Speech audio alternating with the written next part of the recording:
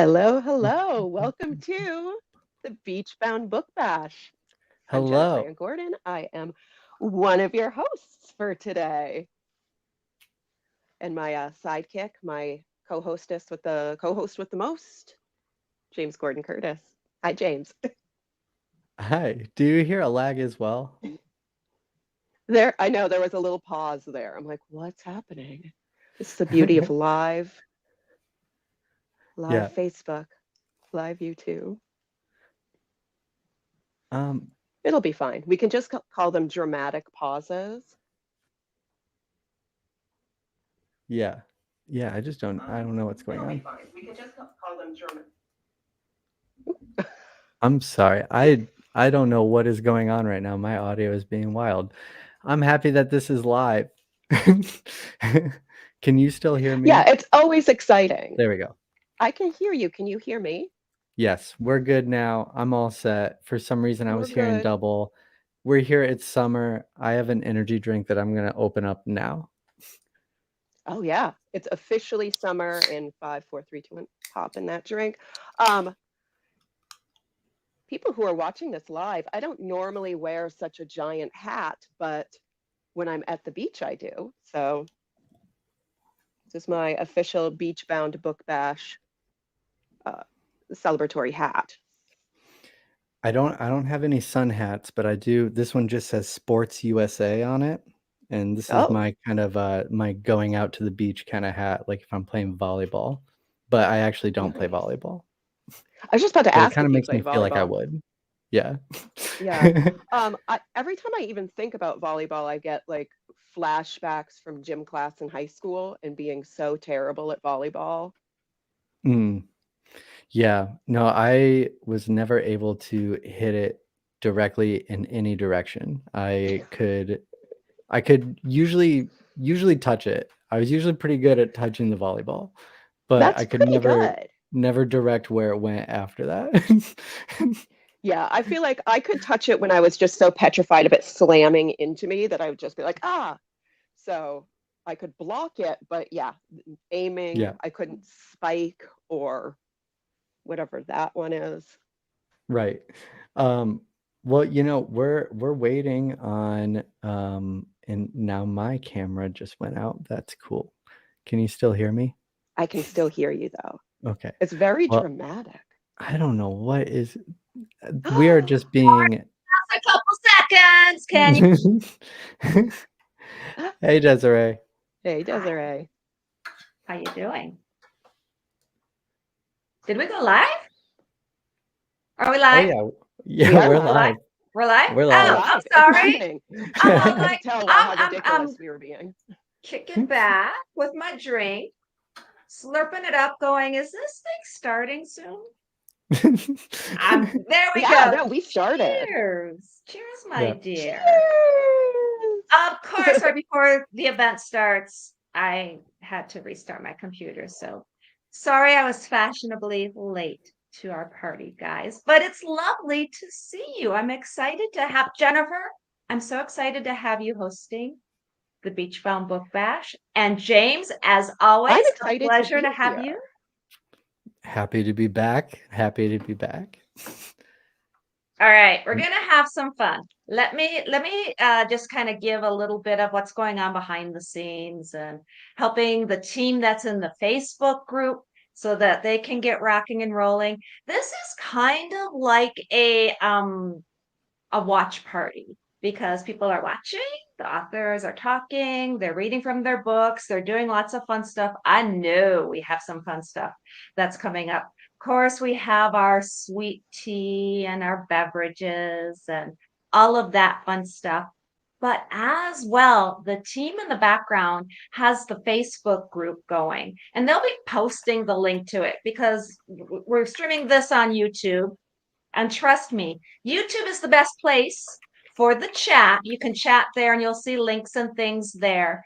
But we encourage everybody to go over to the Facebook group, not the page. And I know that can be confusing. Go to the Facebook group because there's going to be different games that are happening during the Beachbound Book Bash, including things like Who Said It? It's like we're testing your observational skills because as people are speaking, they're going to be playing Who Said It games, and you can enter to win prizes. And speaking of prizes, we're also giving away all of those wonderful books and prizes from so many of the speakers who are here today. We have Hound Dog by Rebecca Hendricks, The Inclusive All by Kellyanne Manuel, The Last Decade of Cinema by Scott Ryan, The Salvation of Henry Maxwell by Lee Lindauer, The Corona Protocol by Dr. Paul Corona, Masterpiece by Jane Morris, No Stranger to Christmas by Roger Leslie, A Fifth of the Story by Dr. Catherine Hutchinson Hayes, plus of Books That Make You Beach Tote. And the cool thing is, if you're watching going, oh, I didn't enter, well, you literally still have time. You can go to the Books That Make You website. Again, the team is posting the links as well so that you can easily enter to win. And at the very end of the date today, basically about 2 hours from now, we'll be announcing the winner of that.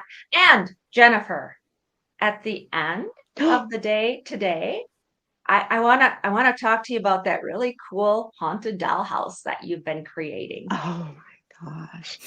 It's become my passion. my very strange hobby.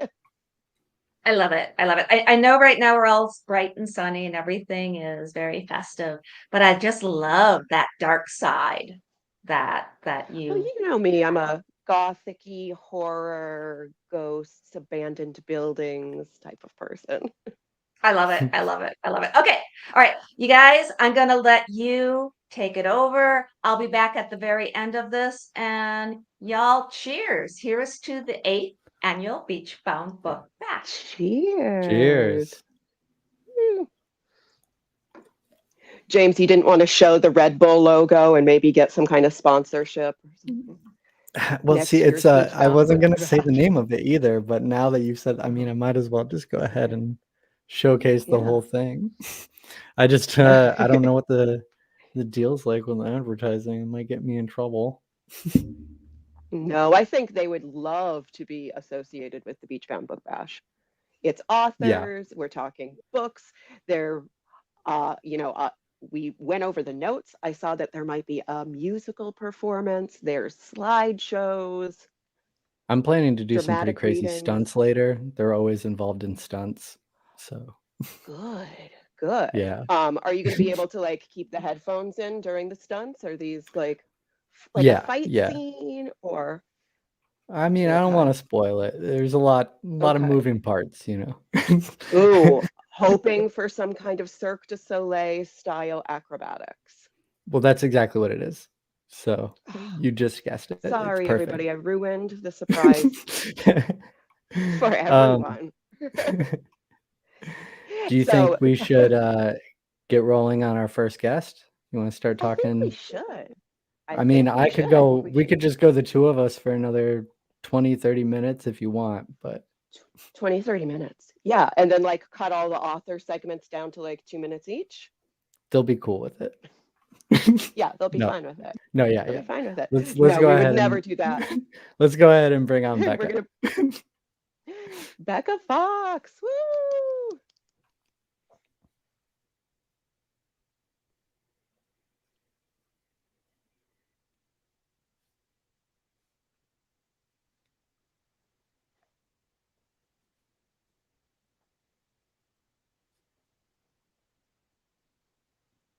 Okay, I don't know if we actually have Becca ready yet. Hold on a second. I know. I'm like, is it happening? I don't think it's happening right now. I don't think it's happening. This is the beauty of live TV. This is the big time now, I think James. we're waiting on Becca right now, so I think maybe we're gonna go ahead and jump in front and get to Scott first. Am I supposed to let her out of the closet now? Is that Yeah, what yeah. we're You Oh, supposed think you you forgot could? to let her out of the closet. Yeah. No, I'm That's sorry. all That's my fault. I right. was supposed to tell you. Oh, darn it. Okay. Let me go get Right. Dave and make sure that Dave knows to let Rebecca Fox Cool. out of the Yeah. closet. Hint, hint, Dave. Hint, hint, Dave. Dave. All right, let's go ahead and bring Scott on first then. Scott This is great that Ryan. he arrived so early. I'm gonna bring him on I'm stage telling here. you now, Becca, you're not going to go on first. Just stay back there. I don't care what you say. I get to drama, go on. the Oh, intrigue. hello. Did Scott. I come on? Hey, yes. Yeah, you're I'm now sorry. you're the I was opening just working on my one-act play. called Becca, You're Not Going First. Right. Yeah. You know about Yeah. it. Scott Ryan I've been hearing is, rumors about it. Yeah. Scott Ryan is here to discuss his newest book, The Last Decade of Cinema, and share some of the stories about seeing his favorite summer movies from the 90s, which I'm very excited about. How are you doing today? I'm doing really well. I'm excited to be here. Thanks so much. I think this is great for my book, which is about 90s cinema. And sort of the thesis of my book is that we've gotten away from making movies for grown-ups. And that was certainly true of the decade, but even in the summer, like now when we think of summer movies, all we're thinking about is action or superheroes, Marvel, DC, Star Wars, Harry Potter, and a plethora of kids' movies. That's what summer movies are. But what really happened in the 90s? Let's go back. We'll get in our time machine. And I've written down the top 5 films from each summer of the 90s. And I'm going to walk through. Does this sound like a good idea, Jennifer? Yes. Yes. Sorry, I didn't mean to speak for Jennifer. I know, James, you're not Jennifer. Yeah, my bad. We've gone over this. I'm Jennifer. Red Bull's kicking in. Yeah. So the number 1 summer movie in 1990 was Ghost. Isn't that fascinating? Like, you're starting with a romantic comedy as the number 1 movie. I love that. And that's where the first summer starts out. And that, of course, had Demi Moore and Patrick Swayze. And it's basically a love story. I mean, it's a bit of a mystery. But I think this is really exciting that we start off this decade with a love story. Then it was Total Recall, which was an Arnold Schwarzenegger action picture. Die Hard 2, my buddy Bruce Willis, of course, he should always be up there. Dick Tracy with Warren Beatty, and Back to the Future Part 3. Those were the 5 movies of 1990. In 91, the movie of the year of the summer was Terminator 2. Now that I actually do cover in my book. That is one, I write 25 major essays in my book, which I happen to have right here, The Last Decade of Cinema. Isn't that beautiful? I do love the cover. It's beautiful. Thank you. Hannah Fortune did the cover, and she did an amazing job. I took the picture from an actual 35 millimeter projector in Texas at the place where they arrested Lee Harvey Oswald. Just tidbits for you. So that's a quirky fun fact. Yeah, I mean, who doesn't love that? So the number 1 movie in 91 was Terminator 2. The other movies were Robin Hood, Prince of Thieves, City Slickers, which is a straight comedy, Naked Gun, which is a comedy, and Backdraft. So you can see that there's a variety of films. These are not just the same types of movies. In 92, we had Batman Returns. So that is our first superhero movie in the 90s that was the number 1 movie. Lethal Weapon 3, Sister Act with Whoopi Goldberg, again, a comedy. League of Their Own, which is a very female-based film, and Patriot Games. So in the early 90s, you can see it's not just like the same thing over and over again. In 93, the number 1 movie was Jurassic Park. Then The Firm, with a Tom Cruise movie. That's a great film. The Fugitive. Sleepless in Seattle was the number 4 summer movie. I love that this rom-com is up there. And In the Line of Fire with Clint Eastwood. In 94, we've got The Lion King as the number 1 film of the summer. So that's our first animated picture. And it crushed everything else that summer. And I think in the long run, that's what changed Disney's mind. They used to put out animated pictures at Christmas, and then it became summer. Forrest Gump, True Lies, The Flintstones, and Speed. That was in 94. So we're halfway through the 90s. What do you guys think of the list so far? I forgot about the Flintstones movie. I love it. Flintstones movie. It strikes me as so interesting that I'm hearing all of these romances because I can't remember the last time there was like a rom-com that opened in the theater. Like I feel like they're all direct to Netflix these days. I know. And to make that much money to be up top. This is, by the way, none of this is in my book. I just did this for this event because I thought it would match the summer thing. And then I'm like, why didn't I do a chapter about the changes in summer movie? Yeah. But this way you're getting this and the book. So so now that's the first half, which I love those titles, and I think they are very there's a lot of variety. Now in the back half, I think you're going to see that it starts to change. In 95, Batman Forever is number 1, Apollo 13, Pocahontas, so we've got another kids movie, and Casper is number 4. How did Casper become the number 4 movie of the summer?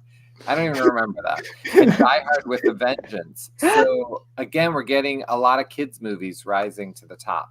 In 96, we have Independence Day, which is, of course, just a spectacle movie. And Twister is number 2, another spectacle. Mission Impossible. And God help us, they're still making Mission Impossible movies. I know. Every year, it seems. I mean, are we up to Mission Impossible 743? I thought the mission was impossible. How can you do it 143 times? Yeah. Then we have The Rock and Nutty Mission Professor. Entirely Possible. Yeah. Mission Impossible plus a couple more sequels. Then we have, in 1998, we have Armageddon, Saving Private Ryan, Deep Impact, Dr. Dolittle, and Godzilla. It's getting worse. And in 99, we have Star Wars, Austin Powers 2, The Sixth Sense, Tarzan, and Big Daddy. Again, filling it with childlike films besides Sixth Sense, which was a original idea. That was a really good film. But you can see the way that Hollywood started to change throughout the 90s. And that is sort of what my book's about, is looking at those trends and the films. I love that. Do you have an absolute favorite film of the 90s? I'm sure it's in your book. Can you give us that as a spoiler? Reality Bites is the movie that means the most to me. It's the only movie about Gen X. Winona Ryder, Ethan Hawke, and it's directed by Ben Stiller. It's his directorial debut. And in the book, I interviewed the screenwriter Helen Childress, and I think it's the centerpiece of the book because we have a really, really good interview. So. Oh my gosh, I just got chills. Oh, thank you. I loved Reality Bites. Yay. So much. It was like, it shaped who I was. Me too. Like, I feel like me and any female friend, we were like, are you the Winona Ryder or are you the Janine Garofalo? And I'm like, well, it's obvious. I'm not the Winona Ryder. This might be too much of a deep cut for you, but when I'm leaving the house, I still say, let's locomote, which is something that Janine Garofalo says in that movie when she leaves. She's like, let's locomote. I love that. And I love it. I still do the My Sharona dance. Of course. That they were doing in the convenience store. Yeah. I mean, it's definitely one of my favorite movies. So that's it. I mean, I guess I have to let her out of the closet by now because my 10 minutes are up. I know. It's going to get suspicious. Well, okay. Real quick before we let you go, though, can you tell us a little bit about how this has sort of gone on till today? Like how this sort of started in motion to where we're at now? Because do you feel like it's kind of following a similar pattern now to what you were finding at the end of the 90s where it's more... Yes, I mean it's all children's movies, superhero. They don't even try to release movies for older people or for a bunch of female friends to go out and see. Like to me, the fact that League of Their Own and Sister Act and Sleepless in Seattle were all, and it proves that if you put something out like that, people will go see. They'll pay their money for it. So I believe it can all come back starting this summer with Beachbound Book Bash. This is the first good movie of the summer, you're saying? I love it. Awesome. Well, Scott, do you have No anything pressure, else that you but want you to have kind to of save plug? cinema. Yeah, you guys can do it. No, I'm just glad to be here and have a great time with everyone. And thanks for letting me sound like an old guy complaining about how it used to be. Thank you. Thank you, Scott. We'll talk to you That's again my whole soon. personality. All right. I have love word that. now that Becca is ready She's and been has released. been apparently let out of the closet. So I'm going to go ahead and let Becca come up now, if that's okay. Fox, Becca is the author of the BookFest award-winning series Chosen by the Masters, and will read from one of her lesser-known works, The Andromeda's Ghost, and geek out with us about Firefly. Becca, welcome to the stage. Hello. Welcome, thanks for having me. Becca. Woo-woo, First welcome to guest of the Beachbound Book Beachbound Book Bash. Fest. Yay! Sorry, everyone. We're going to have to take it again. Oh. I knew I was going to say Book Fest. Beachbound Book Bash. Beachbound Book Bash. There you go. Okay, Yeah, we've that's- got this. That's our warm-ups. Yeah. We've got this. Becca, I think Sorry, you were Becca. going to share a reading with us. Yes, I was. I got my book here. All right. Awesome. Yeah, Here we go. go. This one right here. Here it is. Hey. All right. We ready? Yeah. Chapter 1. Against Guards and Arranged Marriages. Taryn used his cane to part the curtain of leaves and vines hanging before him. A stranger would have thought him terribly out of place, sneaking around the jungle wearing a white tuxedo and dancing shoes. Fortunately, there were no intelligent life forms in the area. Narrowing his eyes against the glare of the setting sun, Taryn gazed out at the landscape. An enormous cathedral sat on an elevated plateau. It had tall towers, archways, and the traditional stained glass windows of a medieval cathedral from 19th century Earth. It was one of the few of its kind in the solar system. The architectural marvel was partially obscured by the multitudes of people standing around in their evening best, waiting for the princess to appear. Knowing the guards would be on the lookout for him, Taryn wrapped a thin metallic choker around his neck. A virtual mask appeared like a clear dome around Taryn's head once the clasp had clicked into place. To anyone else, he would look like his dad, Colonel Horatio Platinum, who had received an invitation and had every right to be at the royal wedding. As he strode out of the jungle, Taryn muttered to himself, practicing his imitation of his dad's voice. He walked through the lines of parked hover cars at the base of the plateau. Every time he leaned his weight against the cane, he squeezed the rounded handle, and tiny explosive darts were launched from a secret compartment located toward the bottom of the cane. They sped over the grass and attached themselves to the turbines of the hovers beside him. By the time he approached the guard stationed at the foot of the incline, the cane's explosives reserve was empty. The line of guards snapped to attention and chorused, "Sir!" "At ease, gentlemen," Taryn drawled. One of the younger men saluted him, staring at something just over Taryn's shoulder. "Good evening, Colonel Platinum." "Simons," Taryn said, coming to a stop in the grass. "May I see your invitation, sir?" the guard asked, unclipping a handheld scanner from his belt. Taryn reached into the inner pocket of his jacket and glanced at the two guards standing on either side of Simons. "Jeffries, Kim Sung, aren't you supposed to check my person? See if I have any weapons on me?" The older of the two shook his head. "We would never, sir. You'd be wrong," Taryn said. "Anyone could be a threat to the crown, gentlemen. Anyone." Thank you. Becca, thank you so much. Thanks. So, and especially thank you because you are our first guest for Beachbound Book Bash this year. So that's very exciting. Mainly for me, I'm already geeked up about this book. Can you tell us a little bit like your elevator pitch about what this book is at its core? So at its core, it's a story about a bodyguard who has just walked straight and narrow all his life and then makes a snap decision that, you know what, I love this person. I know I'm not supposed to be with this person, but I'm going to take a chance, and ends up paying for it really, really bad.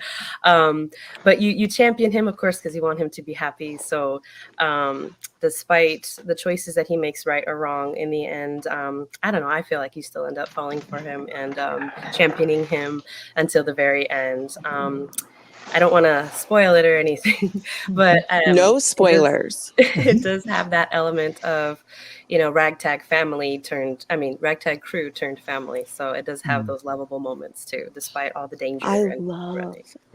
I love found family books, especially I think in like the sci-fi and fantasy genres. I think it works especially well. Am I sensing a little bit of like romantasy in this book? Yes. Yes. So there are So you're creating a book a little bit boyfriend of for romance us. element. I'm trying. I'm certainly trying. Although I like to introduce some flaws in there too. He can't be too perfect. You know how it is. Right. Yeah, there are some elements of romance as well. I gotta say, I love the character names. What was the one that you kind of stumbled on a little bit? Because that one was a really cool name. Colonel Horatio Platinum. Yes. So I wanted to insert some of Earth in there as well, some of our time. So blending the old with the new. And I went Shakespearean a little bit, even though he's in a world that's way in the future. Also, I'm like, this is a very distinguished character. He gets mentioned a few other times too. So I wanted to give him a distinguished name. Yeah. Well, I love that you just said Shakespearean.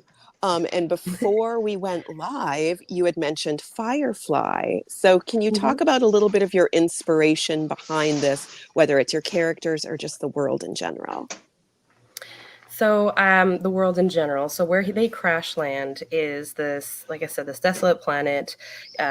Humans tried to terraform it and things went terribly wrong. The people are downtrodden. The city is in disrepair. So you get kind of that, when they land, you get that feeling of, okay, it's depressing. It's hard. Life is very cruel here. And of course it plucks at the princess's heartstrings because she's, she's trained to protect people, to provide for people, to kind of solve problems. So she's right there. She wants to get involved, and he's like, we're wanted. We really should not be calling attention to ourselves right now. Like, so there's that kind of push and pull, like, well, we have to do something. We can't just turn a blind eye. So I do feel like there's those moments when Mal kept, from Firefly, he has those moments too, where it's like, okay, we got a job to do. Just let's just do the job, right? We need to get paid. Like, don't look at that stuff. That's obviously wrong, but like, just ignore it. And in the end, he can't, because he's a good person at heart. So he has to get involved, and he ends up, of course, getting shot at and losing all the money. And then they're like, oh, great, we're going to start. And then hijinks ensue. Yeah. Of course. Nothing ever goes according to plan. Firefly. I was just about to say, like, I think she's in a good crowd for Firefly lovers. We're like, oh my goodness. So but I think I love Firefly as a comp. I think that like sci-fi, like Western kind of idea, and this idea of like mixing Earth in with this far off thing, and the whole idea of found family stories, which are like a universal story, and you're taking that to like an extreme kind of level. I think that is all like showing that you're creating a really human thing out of a really alien kind of architecture. And I think that's really interesting. Thank you. Yeah. Totally was not trying to do that, but that's great. No, you're supposed to say. You are. It's symbolism. It's metaphor. Becca, come on. Of course. I'm a distinguished. You're a distinguished author, and this is all metaphor. It's literary, sci-fi, fantasy, Western, Firefly, fanfic. There you go. Oh, awesome. So this is the first in a series? Is this? Yes. Yeah. Yes. So this is book 1 out of 3. So we're just getting started here. So what was the moment, like what was the thing that inspired you to create this trilogy? I was going to submit a short story to a competition, a sci-fi competition, and it turned out to be much longer. And even then, I was like, "This story's not done. There's more to the story. We need to explore this." So I submitted the short story, and then completely forgot about it, and then just started a whole new document, and just started typing, and it blossomed before my very eyes. It was so cool. Yeah. I love that so much. So I have to wonder what was the words count on your short story that became a trilogy? The words count? Like the word count for like that short story. Count. Was it like a 5,000? It was supposed to be, like maybe 1,000 words or something like that. And I'm like, oh no, we need more words. We need more words. But I tried so hard to keep it within the word count. I didn't win the competition, obviously. Well, but, I'm glad you oh, didn't, because now we're getting this entire universe. that's Yeah. true. And it That's wouldn't true. have been served as just Mhm. 1,000 words when we're going to want 3 books of these people. I wanted 3 books. I don't know. Yeah. Well, that's the most Awesome. important thing. If the author wants to write it, we want to read it. True. That's true. Yeah. Well, what were some of your other kind of influences for the book? Did you have any other kind of sci-fi influences that you pulled from? It's kind of funny. I kind of compare it to The Mandalorian sometimes, but I had actually written the book already and then was introduced to The Mandalorian. So I was like, they stole my idea. I did it first. But the book didn't come out until after the show was already a thing. So I'm like, it's kind of like The Mandalorian, in Yeah. the sense It's that a good it's this comp. It Yeah. is. He's this, the gruff main character who's like, no, I don't want to get involved. And then, he has this lovable little sidekick that you're just like, oh, that makes him so tender, forces him to have those moments and Yeah. be human. Yeah. And there's a bit of that too in the book with some side Yeah. characters. Oh, that's awesome. I Well, love it. we're out of time. Do you have a last statement you want to say before you go? Andromeda Chronicles is available on Amazon and Google Play and all of those, and Audible and ebook and hardcover and in every possible version. However you read. Yeah. So Awesome. book collectors, get them in every format is what I'm hearing. Yes. Yes. Thank you, Becca. Thank you, Thank Becca. you.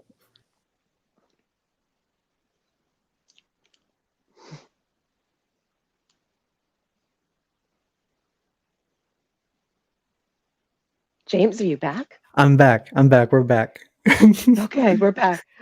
What a All of fun a sudden, thing it was that just happened me. live, for sure. Yeah, totally live. Mhm. Amazing. I was just like, wow, we probably shouldn't have really kept going with you're the first guest of Beach Yeah. Bound Book Bash live. The magic of entertainment. Yeah, it is what it is.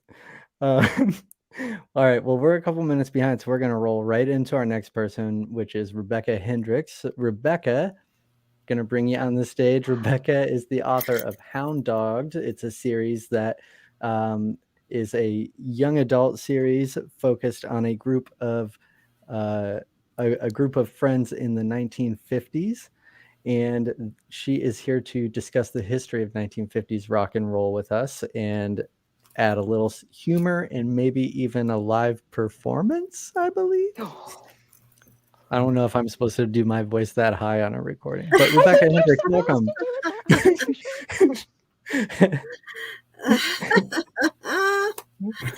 Hi, Rebecca. How are you doing today, Rebecca? Hi, Jennifer. Hi, James. I'm good. How are you, James? I'm doing great. Good. I like the hair. It's a good Thank beachy you. day. I know you have a great look. Oh, Mhm. Yeah, I'm even wearing my pineapple. I love it. It's summertime. Let's have some fun. Yeah. What do you got planned for us today? I think I recall you saying you were gonna maybe have a performance for us.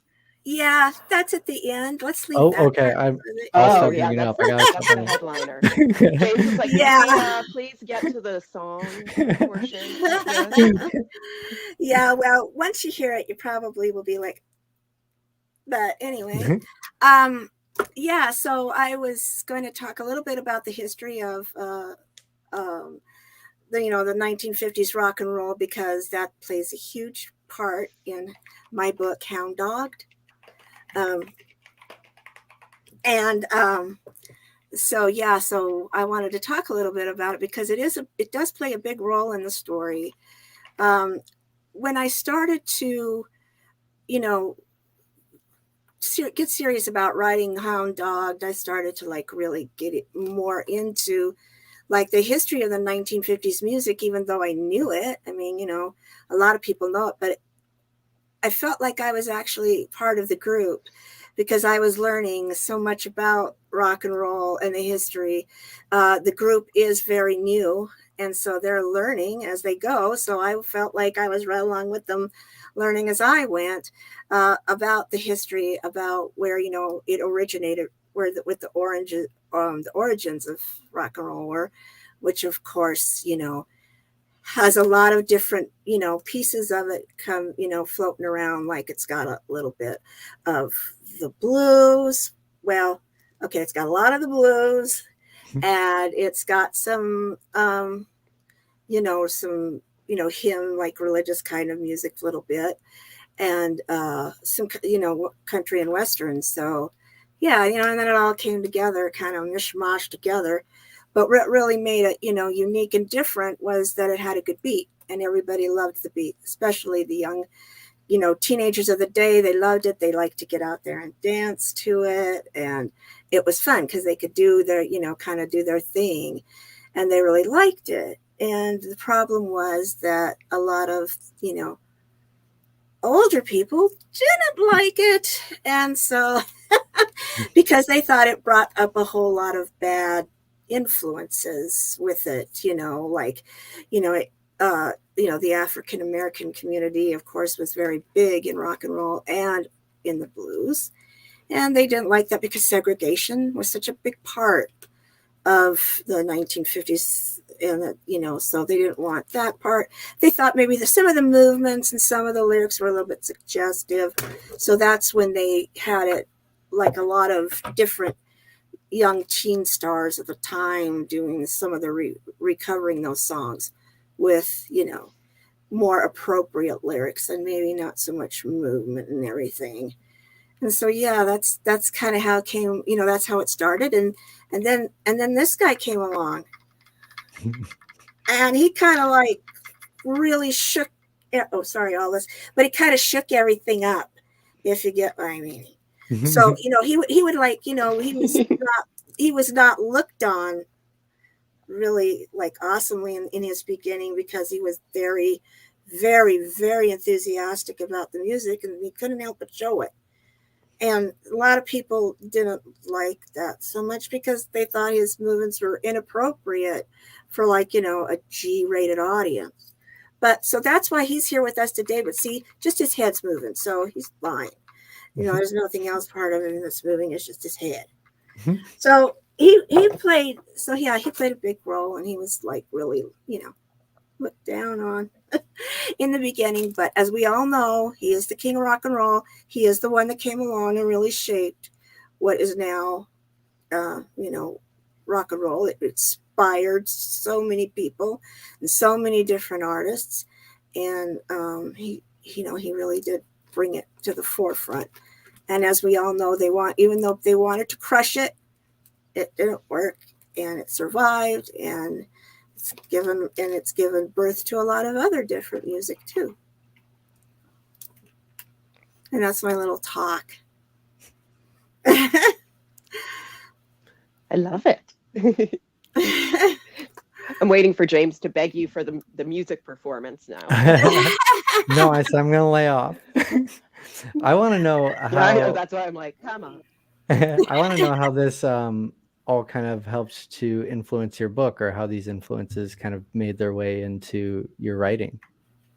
Well, of course, the music, the 1950s music influenced me just because, I was exposed to it at a very early age. I've always liked it and enjoyed it. And so, yeah, it did. It played a big part in it. And I was thankful for the opportunity to learn more about it through the boys, because they are all very new at playing it seriously.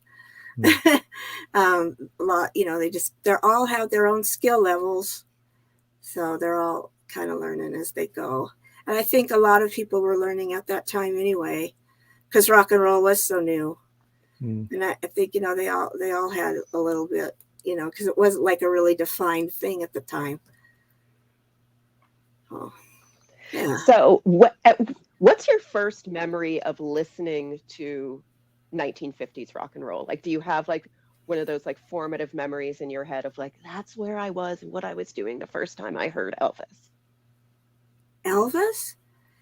Or any, okay. not, Yeah. not Okay. necessarily Elvis. Yeah. My parents, they had, where they would like play music in the afternoons on Saturdays. they had a tape that they had made, and this is back in the day when it was reel to reel, and they had an old reel to reel tape that they would play, and it had a lot of those old songs on it, and Don't Be Cruel was on there, and I think that's the first Elvis song I ever heard was Don't Be Cruel. That whole tape had a huge influence on me because, you know, we'd all get in the kitchen and dance and have a good time. And, you know, my parents were always really big into music and listening to it and stuff. So I think that would have to be my first introduction to it, was with my family.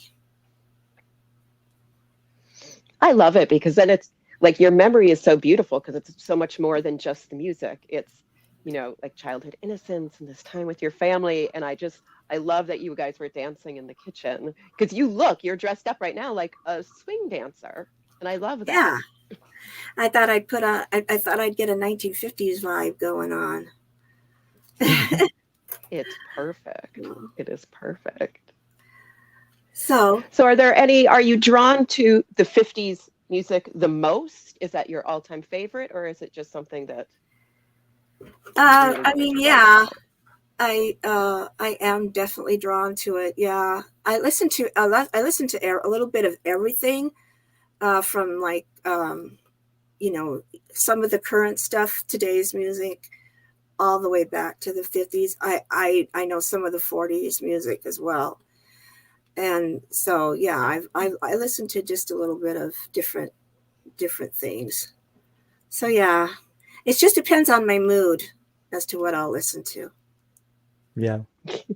So, well, do you want to go ahead and how about if we're doing the performance at the end, do you want to go ahead and tell us, like, give us your plugs first and then you can play us out?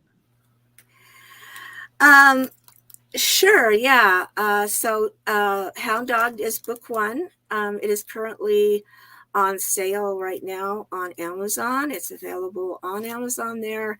And book 2 comes out this summer in August. It's called Hard Dog's Night. And so it'll be the second book in the series. I'm thinking there will probably be a 4 total.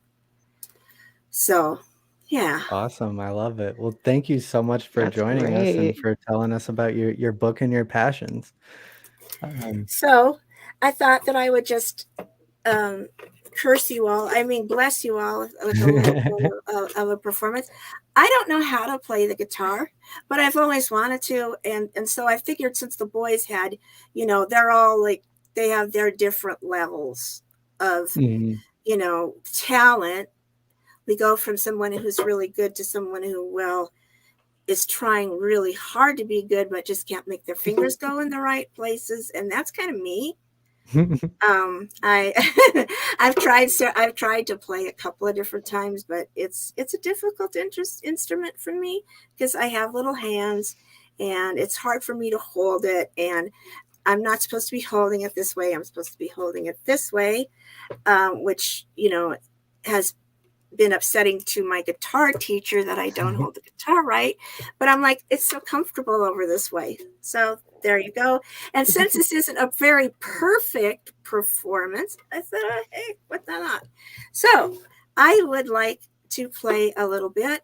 If you want to take a minute and lock up your dogs, I understand, because they might be joining in chorus. We are running low on time, I gotta say. So I just don't want to rush you along too much, but we do gotta get moving on. Yeah, I'm ready. So anyway, so I thought I would close it out with a verse from the Eddie Cochran song "Summertime Blues." I thought it was a little bit appropriate for the show. Yeah. So here we go. Ready? Perfect. 1, 2, 3, 4. I'm gonna raise a fuss. I'm gonna raise a holler. I've been working all summer just trying to earn $1. Baby, trying to get a date. My boss says no dice, son, you gotta work late.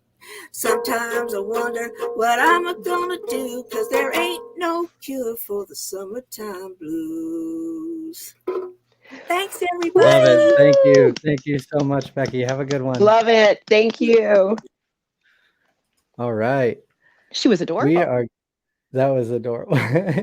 All right, we're gonna roll right into our next guest, which Samantha. is going to be Samantha, and she is right here. Hi, Samantha. Hi. Uh, Hello. Samantha Adzini is the author of the pocket-sized book Wine and Cheese, and will share tips for surviving any summer party as an introvert and handling any unnecessary social interactions. Hello, I'm so excited to get your tips today. I know. I I need need your less tip. people She to should have talk to me gone this summer. first. Well, so it's summer in New Jersey, so it's like party central, like in New Jersey. There's Yeah. all kinds of things. And back in the day, because I don't do anything like that now, but when I was young and had a social life, we would always be going to different parties, and I'm the worst party guest at all. I'm the worst. I want to go home the minute we walk there. I don't want to interact with anybody. And my roommates, who were all like wonderfully cheerful extroverts, they were always so patient with me. But I was that person that as soon as the door closed behind us and we're in the party, I'm like, I want to go home. I don't want to be here. So the first thing, like really the first thing that you should do in a party, if it's really super awkward, is you have to remember to embrace the weirdness. Because a really bad party is a good story to tell at another party. And I've been to a lot of really bad parties. So they all kind of made it into the book in some way, because when I was kind of writing this, I thought, what's the worst possible party that I've ever been to? And I just took it just kind of all came like word vomit out. And I didn't realize I was holding so many terrible parties in my system. And if you're lucky enough to have a pet at the party, obviously make friends with the pet. Because they're the coolest. I had a really great conversation once with a turtle at a party that was just kind of hanging out in the tank, and we were both kind of having the same vibe where we were like, can you believe these people? So that's always good. But if there's no pet, the best advice I can give you is before the party, do research and look up some really obscure TV show that is so obscure, like it's been forgotten by history. And when you're at the party, talk about the characters in the TV show as if they're your friends with no follow-up questions. And then you get to be the weird party person. Yeah. That's a good one. I have to ask, because I just assume that they do. Do turtles have like a nice, dry, sarcastic wit about them? Like, I feel like you just be snapping one-liners back and forth. I feel like this turtle wasn't very impressed with me, but also I feel like the turtle just wasn't impressed because it was a turtle that lived in a frat house. So I can assume it was already questioning its life choices at that point. It's already moved on from humanity. Yeah. It's like, Yeah, humans it's like are really nothing. just beyond it. Like humans are bad. Humans are disgusting. They're filthy. It's so true. So he kind of had this look. But I think you could have talked to the turtle about that too. Yeah. Yeah. So, well, also when you're young too, and this is something I bring up in the book as well. When you're young too, you think you're really witty. Like you think you're really, really funny. And you look back and you're like, oh no, I was the opposite of that. So so that's another kind of fun thing too to kind of play with, is that time where you thought you were really witty and charming. No, I remember taking. I feel like every year I think, improv classes are the worst. But at least it gives you, if you're having a conversation, you could just go, and then, and then. And then, well, it really wakes you up, because everyone thinks like, oh, I'm funny with my friends, so I could probably do this thing, and then you get in there and you're like, oh, I'm bad at this. And you don't know until your brain wakes you up at 3 a.m. and it's like, remember that time? I know, where and you said remember. Yeah. Or like you're pausing for laughter and there's no laughter, and you're just like, I thought I killed that line. Yeah. It's like maybe they just didn't get it. Yeah, they didn't get it. They didn't get my humor. Well, you hear your mom's voice in your head too, where your mom is like, oh no, you're just very smart and everyone likes you. And so I feel like I always hear my mom saying like, oh, everybody wants to be your friend. And now I get older, I'm like, oh no, who's watching this hi mom, thanks for the confidence. Yeah, I just got a comment. She said everyone does want to be your friend. Oh my gosh, that is the cutest thing. I don't think she when did, you but I'm said just my mom and you my aunt said, are both I can- watching, and they're probably Oh, like, it's no, everybody loves you. at least you have the positive voice in your head, and it's not like, because some moms are like, Jennifer, you should be quiet. They're just humoring you. Like, oh, yeah. Well, I said that to my son who's 6, and I was like, I think you're really cool. And he was like, oh. And it's like, even he's at like, 6, if you who think I'm knows? cool. It's like, is there anybody else that thinks I'm cool that's not you, Mom? Second opinion. Yeah. Actually, your opinion on this doesn't really count. Yeah. I appreciate it, but Yeah. So Thanks, yeah, but so no just, thanks. embrace the weirdness. That's what I've learned as an introvert, because, it makes a really good story. And most introverts are writers or creatives of some way. So our lurking actually helps us a lot. yeah. Yeah. And also, our ability to kind of like do a fancy exit, like just fade into the woodwork and be like, oh no, I was there the whole time, when really you like left hours ago. Or you could just say, I'm on a deadline, and leave. Yeah. I think Carry it was that maybe The notebook. Office, where the tactic was to show up and find one thing of note that you could talk about with someone else. So the next day you could be like, yeah, I was there. Remember when this happened? And then after that, you can just take off. Yeah, that's all you need. That's all you need. So, you can also, if you're an English major, you know perfectly well how to pretend something happened when you were not even there for it. Yeah. Because you did that plenty of times with the books you had to read. So if someone's like, oh, remember, oh yeah, definitely. And you can add on to that a little bit. So Yeah. No, this is an impression of me in college, was like, yeah, I really liked when they said this line.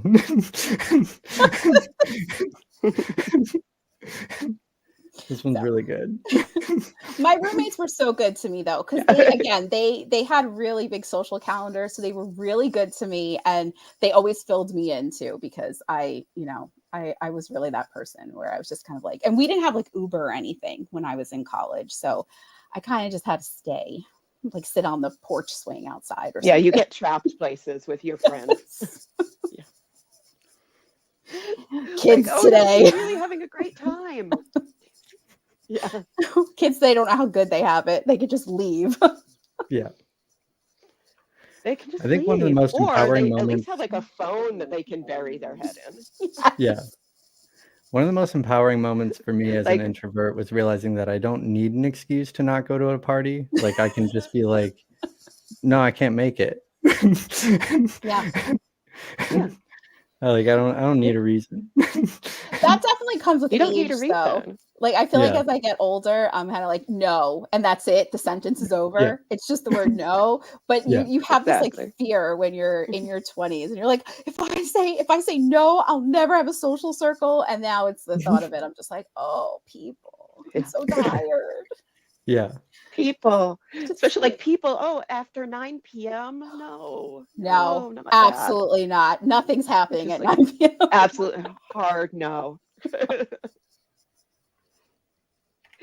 Like, I need to go home. That's where my books are. Exactly. Like, they miss me when I'm gone. They're very concerned as to why you're not there. Yeah. My inanimate books. But everybody They need watching me to here just gets stare that. at them. Yeah, exactly. I mean, this is the Beachbound Book Bash. Yeah. We're here for the book people. I did try to bring books with me at parties, but my roommates are always like, put those down. You are not walking in with a book. Oh my God. Well, you could just say I'm like cosplaying as Belle from Beauty and the Beast, because she That's did that. She had Halloween books. party idea, introverts. There you go. Yeah. Thank you, Jennifer. That's good. Yeah. Any bookish girl. Belle, Yeah. Anna Green Gables. You can Yes. be any of those people. Yeah. Basket of books. So then you really are Yeah. busy for the rest of the night. You could read it to the pet that's at the party. Oh, I love that idea. Not to turtles, though. They won't be impressed. Not to turtles. Not frat house turtles. Not frat house turtles. They have their Same own kind of struggles. The Yeah. turtles have written better things than what you're reading right now.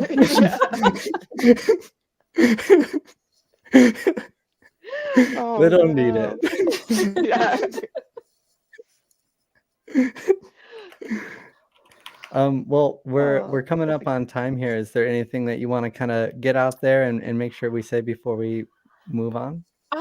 So my pocket-sized book, See It's So Little, is out next month, and it's part of my publishing house's One and Done series. So it's actually a series of pocket-sized books written by super talented authors. Not just me, other authors too. So you can kind of collect, like, catch, wow, catch them ego. all. I know. Yeah. No, Judge for really, yourself. honestly, they're really, like, some of our authors are super talented. I love them, and they make everything better. And this is my first foray into campus fiction, so I'm definitely doing something a little different. But yes, please, if you need a beach bag friend, the One and Done series is a really, really good friend. True crime, mystery telling, science fiction, we got it all. We got it all by many different authors, and they're available wherever books are sold. But definitely support your local independent bookstore if you can. I love it. Well, Good. thank you so much, So Sam. I thank really you appreciate so you much coming for on. Thank you Thank for you. being here. Thank you, fellow introverts. Yeah, we get You can you. always tell when you're in a group with other introverts because you always get along. Yeah, exactly. You always get along, and then like the second it's done, you're just like, oh. I know, right? Well, y'all are amazing because you're doing this for 2 hours. So I give you And a you're lot of doing this. Endurance run. I All know, right. it's a marathon. Yeah. All right. Thank Bye, you so Sam. much. Bye. Bye, Sam. That was fun. I All need right. that book. Yeah, no, I'm really excited to read that book too. Up next, we've got Anne Charles. I'm gonna go ahead and add Anne to the stage. Hello, Anne. She understood the Anne, assignment. Beach Mhm. hat. yes, Mhm. Anne is a USA Today best-selling author and is going to be discussing how to set an impactful tone for your book in its introduction and use several examples from her own published works. I understand that you have a document with each of your first sentences on it, which is amazing. Oh, you have That's it printed amazing. out even? That's even more incredible. Hi, Anne. Thank you so Yeah. much for joining us. Hi, and welcome. Anne. Hi, thank you guys for having me. That was a lot of fun listening to the last one. I had a good time. Yeah. Were you writing down the tips? Ah, Yeah. I'm soaking all that up because Yeah. I'm always ready to leave the party and get back home in my pajamas and watch some TV or something, right? Yeah. So I wanted to talk about how when you first start a book, for me at least, I like to try to bring a reader in and give them a feel for the story, just by, the first couple lines to make you, oh, this is going to be a little bit of humor. Oh, this is going to be scary. Oh, this is going to be that, this or that. So that was kind of the thought with what I wanted to do today, and just, read from some of my books. So if we make fun of anything, it's my books. It's nobody else's, right? Nobody gets hurt. yeah, there's no hurt feelings. You're just hurting your own feelings. Exactly, Oh, right. and So what was I thinking? I know. So if you guys are game, what I thought I'd do is I picked out 10 books. We'll see if we can get through them. And I'm not going to read a lot. Sometimes it's just a single sentence. And just kind of when we're done, to like really briefly, tell you what I was trying to do, or what you thought, it's not a test. So don't worry. I was just about, that was my next question. Is there a test portion at the There end? is no test. So I'm going to Are we scoot going side. to have to diagram your sentences? No, but I like to do that still. So no, I'm kidding. I don't, but I still can, right? It was burned into us. So the first book, I'm going to start with my Deadwood series, and this is Nearly Departed in Deadwood. So it's the first book in this ongoing series, and I'm working on book 14 now.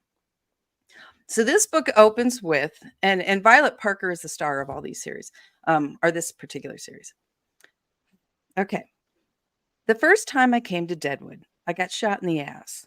Now, 25 years later, as I stared into the double barrels of Old Man Harvey's shotgun, irony was having a fiesta, and I was the piñata. So that's the opening for that this particular book that starts the whole series. And what I was trying to do is set up Violet's character a little bit. You get her sense of humor. You get, she's standing there in front of this shotgun, trying to move forward and just kind of give a feel to the story so that for readers coming in thinking, hey, I want to read a dark Gothic book, this is probably not going to be Gothic. It is dark because of the subject, but again, it's just a little bit to try to hook you. So if you read that first line, see what you think. Anything you want to add before I go to the next one? I think you did a really great job immediately. I had a visual of this woman. Like I got good. who she was. Like, and just like, yeah, the barrel of the gun and her sassy personality. Right. It was very good first line to a whole series. It really introduces the series because Violet Parker, boy, she gets shot in the backside many times, metaphorically with what happens in her life through this series. So, and she's really good at taking a hit and getting back up and brushing herself off and laughing, and finding the humor in it. And that's, humor is a big part of this series. So this is this is the third book in that same series. Again, we got Violet in her purple boots. And this one opens with, nothing good ever happens at the butt crack of dawn. So again, you're seeing Violet's personality, how, we got, and it hinting at trouble coming in the story right out of the gate. There's nothing good happening. And, the word choice is always important, of course, if you're going to add humor, I think, to a story to make sure people know going in what you're looking for. Book 5, An X to Grind in Deadwood. And one of the things I do on these books is we play with the title, and kind of switch it around. This one starts with, just when I thought my career couldn't sink any deeper, some asshole flushed it down the toilet. So once again, we got problems with work now. It's not just all the, it's something to do with her career in that one. And again, it's a series. It's an ongoing series. So if you've already read some of the other ones, you're knowing, oh no, here we go. Now she's got this problem. And if you guys have anything to say while I'm reading through, just please tell me pause, because I'm just going to keep going here. I'm remembering now, did you tell us off mic that you played around with a different way to put ass in each of your first sentences?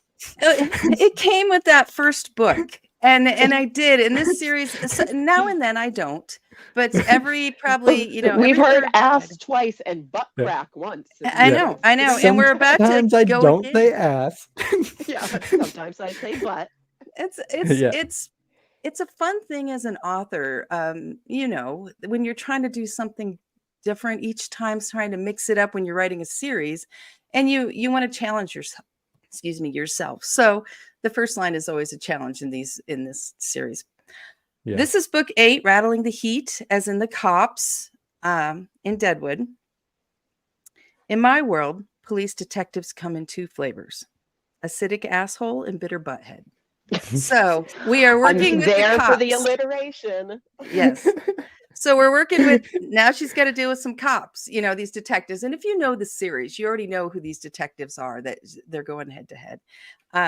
So again, her personality. This next one is giving you some setting for this particular book. This is 9 in the series, Gone Haunting in Deadwood. And this one starts with, if hell had a butt crack, the town of Slagton would be located 1 freckle north of the sphincter.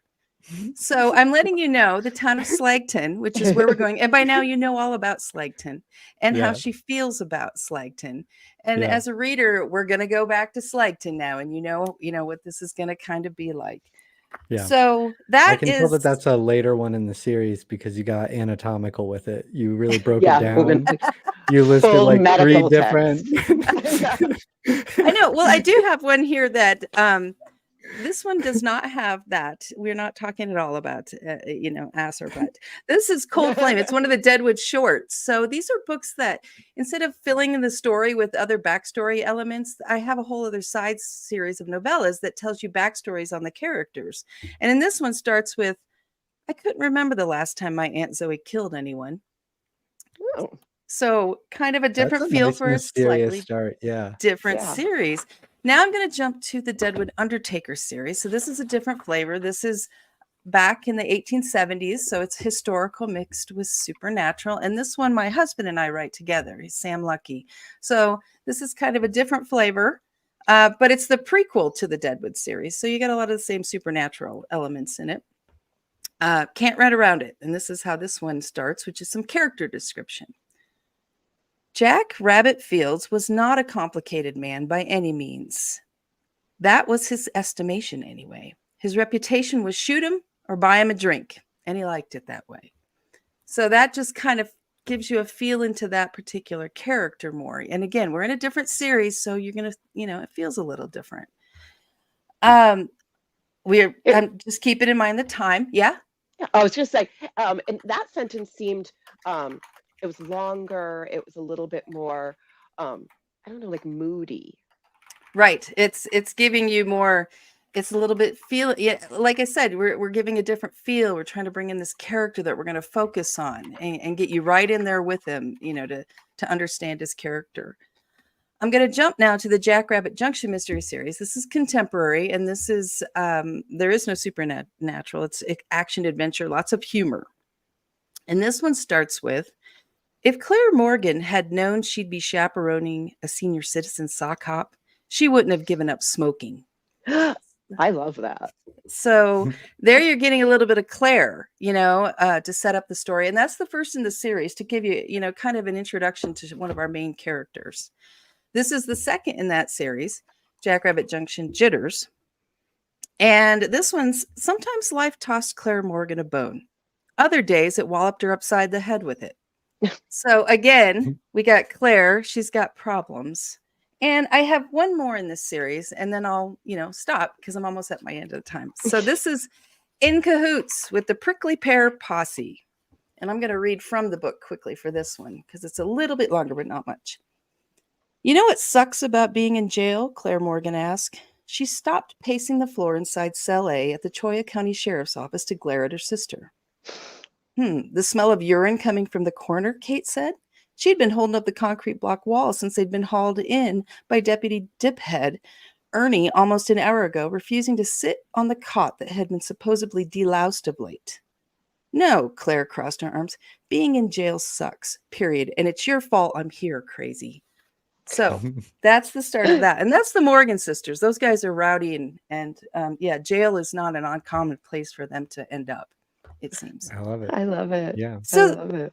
That's just throwing out some starters to try to show you different ways that we authors go about trying to do scene and setting, character and all that just in the first bit of a book to get you hooked in.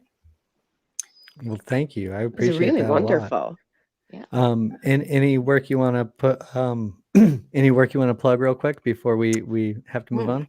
We're about to release book 5 in the Deadwood Undertaker series this month, which is called Hip Deep in Bad Company.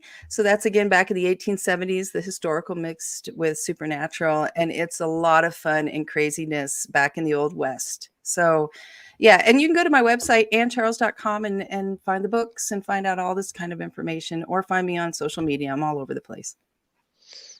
Amazing. great. Thank Well, you so thanks much so for much, being Anne. here, Anne. All right. Thanks for having me, guys. Yeah. Have a good one. Bye. All right. That was I love that. awesome. We're gonna Bring on roll on Steve. next to Stephen Joseph. Hello, Stephen.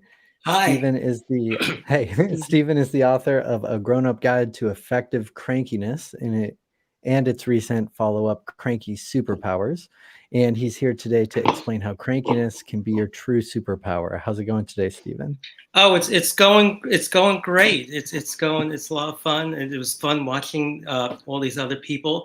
I happen to be, I think, an introvert, and like I was watching Sam before, so it was a lot of fun talking about introverts and I think I'm introvert because I find extroverts, they get really boring to me. So just like a little spiel that like I actually just recently wrote on my blog, Lost in Translation Crankosaurus. So I'll be at a party and somebody will say, "What do you think about what I just said?" And I said, "Well, you did not say it because I did not hear it. If I heard it, I did not understand it. If I understood it, I didn't think you actually meant it. If you really meant it, I didn't really believe it. Maybe I did believe it, but I didn't think you were very serious. Maybe I thought you were serious, but I didn't think it was that important. Because I didn't think it was very important, I didn't pay much attention to what you said.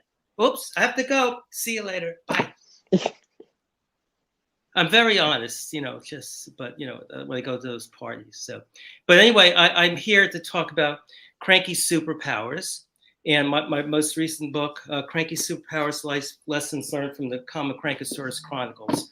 And a lot of it comes from my own personal experiences, which I could share, that when you go through those personal experiences and then you kind of think of other stuff, how crankiness could really be a superpower. So I go back to 1987, December 1987.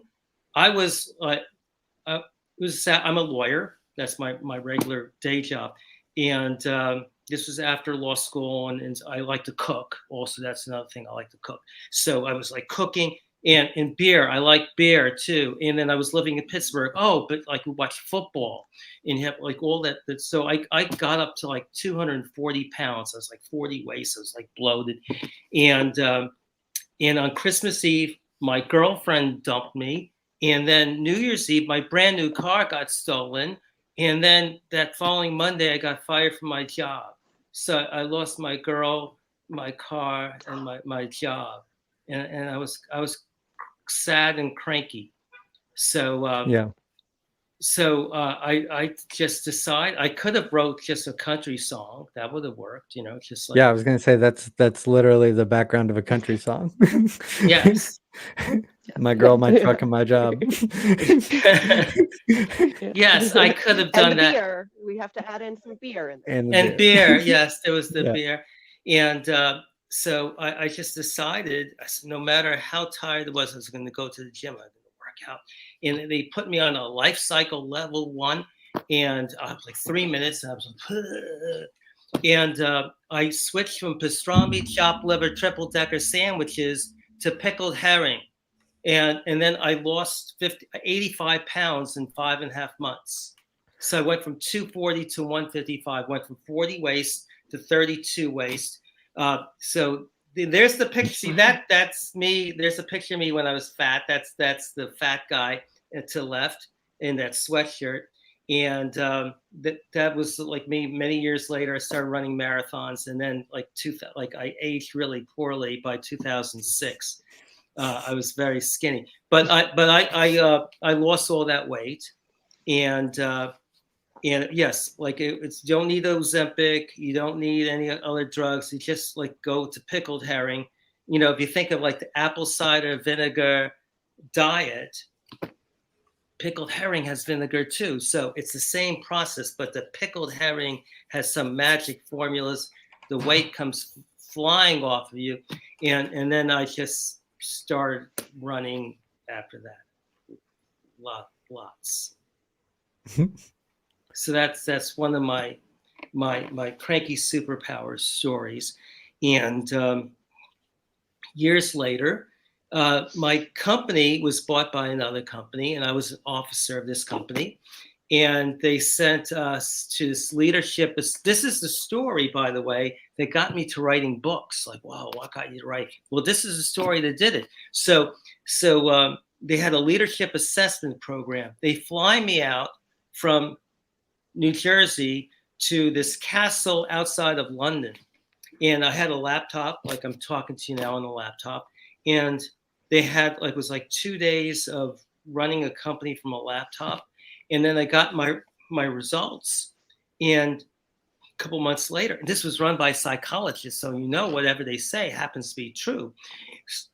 So anyway, they gave me my results, and on a scale of 1 to 10, level of energy, 10 being the highest, 1 being the lowest, I got a 1. I was very low energy, and then on creativity scale of 1 to 10, 10 being the highest, 1 being the lowest, I was a 1 too. So I was like So you're talking to the least creative, lowest energy person on the planet. I was like, Yeah, you're not giving off those vibes anymore. no, and like, and then and my aides at the nursing home I was living at, they never mentioned a thing about that. They just said, chew, swallow. That's about it. That's it's so yeah, I wanted to get up to a 2, and because 2, you get into assisted living, and then they have all those like good events and like activities for assisted living people. So anyway, I look at things in that sort of way where things get me kind of cranky, and I'm a lawyer, so I'm naturally cranky, and I'm around people that make me cranky. Just so you know, like law school, if you ever think about going to law school, the first year of law school, they teach you how to get on people's nerves. The second year of law school, they teach you how to rub people the wrong way. And the third year of law school, they teach you how to get underneath people's skin. So when you could do all 3 exactly at the same time, you're a lawyer. So you can imagine if you have those people all around you all the time, you get a little cranky. Mm. Yeah. So it became a way of life. Yes. Yeah. So how do you kind of harness that and like learn from it? Well, I learned from that, like those experiences that that there are opportunities, that the crankiness. I write in Cranky Superpowers. I redo Cinderella. She doesn't get the carriage and the beautiful dress. She gets a megaphone, and she learns that she has her voice. I redo the Wizard of Oz, and the lion gets to eat the wizard. So which was a lot of fun. I mean, if you ever have to write redo the Wizard of Oz and getting the lion to eat the wizard, because the wizard deserves it. It's just like It seems wild that wasn't the lion's wish. Yeah. Like it seems like that's what the lion would have wanted to do in the actual movie. No, because the thing, this was after Dorothy, like he says, oh, I could take you home in a hot air balloon. I know when I was a little kid, my parents always told me not to go in a hot air balloon with strangers, first of all. So why is she going in a hot air balloon anyway? And Auntie M did not teach her very well. No, she didn't. And then finally, the lion, his brothers and sisters always said he had to grow a pair. That's what. So he wanted a pair, and like what the wizards what they have a pair of, and cojones, whatever. So afterwards, he gets so pissed off. That's when he eats the wizard, and everybody says, look, you grew a pair, and everyone's yelling cojones, and then they go off into the sunset happily. They go back to Kansas, and everything works out okay. So like, and I do all those different. I do like the 3 little pigs, Inky, Pinky, and Stinky, and Stinky was at they were all at university, and first Inky and Pinky didn't do too well, and Stinky was at a lecture how to put lipstick on a pig. So Stinky was going, that's really stupid. Like, why would I'm a pig? Why I don't need lipstick? And Stinky started daydreaming and started thinking about playing in the mud and thinking about bricks, and bricks. I could build a house of bricks. And he did that, and the big bad wolf went into the really didn't do too well. But everyone was so happy they renamed the town Stinky Town. Well, I love that. Well, we're running out of time, Stephen. Is there anything you want to kind of plug before we Yes. So last year I came out with this book, Snoodles, and this is my second Snoodles book, Snoodles in Space, a Snoodle, Zoodle, Cadoodles, and One Happy Schmoodle. I'm coming out now in a couple months, Snoodles in Space, Episode 2, The Zoodles Strike Back, which is for anybody from 6 years old to 99 years old. And you can find all my books and my award-winning blog on StephenJosephAuthor.com. I love it. Awesome. Well, thanks so much, Stephen. Really appreciate you Fantastic. coming by. Thank you. Well, it's great to be here. All right. And we are going to move. We're rolling now. We're going to move on to Dr. Paul Corona. Hello. Hey, Dr. Paul. How's it going? Dr. Paul Corona is here to read a passage from his book, The Corona Protocol, and share tips from his breakthrough mental health treatment utilizing innovative, holistic approaches. How's it going today? Good, thank you. Good to be here.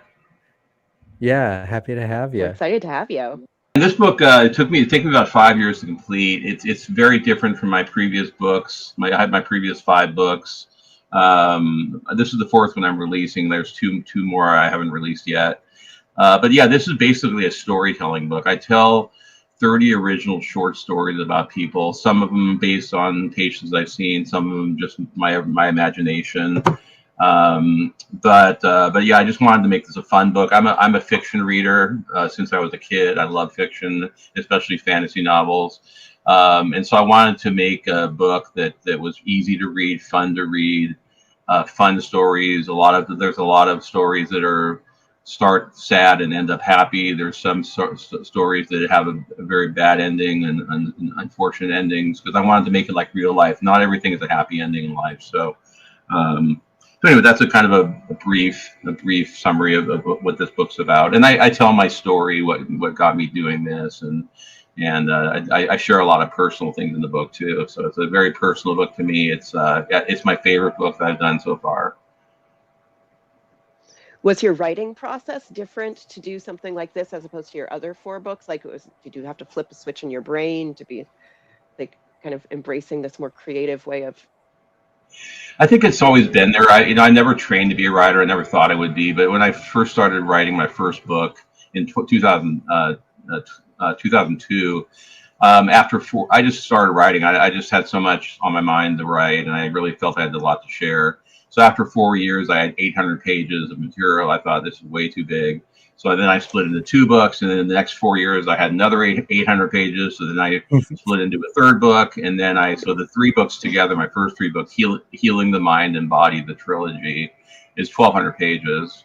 I then wrote 2 smaller books for doctors because I want to teach. So then I thought, okay, what am I going to do now after these books? So I want to teach doctors how to do this. And so now my next goal is to teach. So I've written those 2 books there. I've finished them. I've edited them.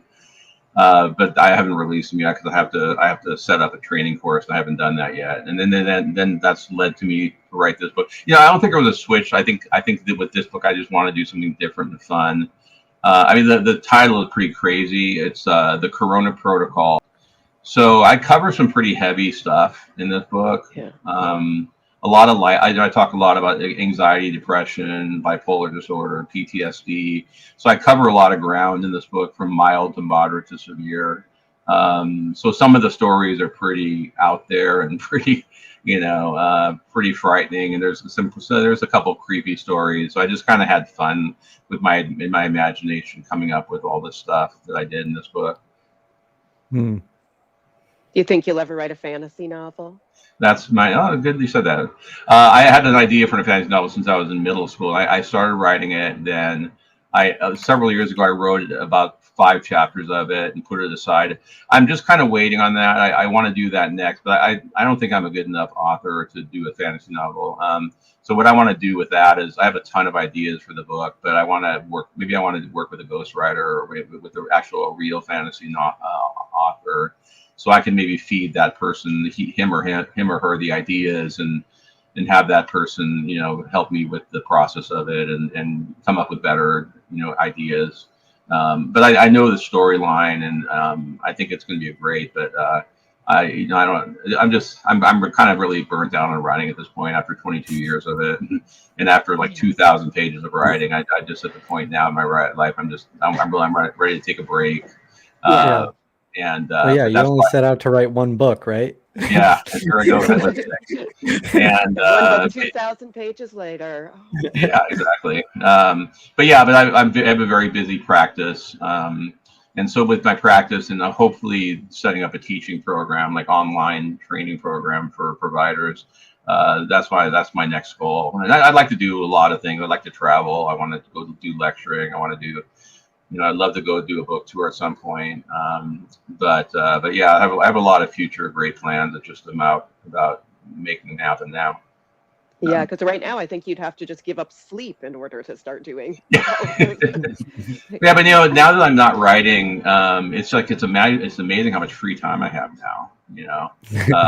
I actually have the weekends free to like do nothing, and actually I'm a beer aficionado, and so like the previous guy said, like I love beer, and so now I can actually go back to my bar and have some fresh beer on tap on the weekends and not worry about writing, and and it's just like it's very freeing actually. Do you feel like you're on a vacation? Yeah, I'm on vacation. So now that I'm not writing, it's like I have so much free time. It's like, okay, now what? Now what's the next thing to do now?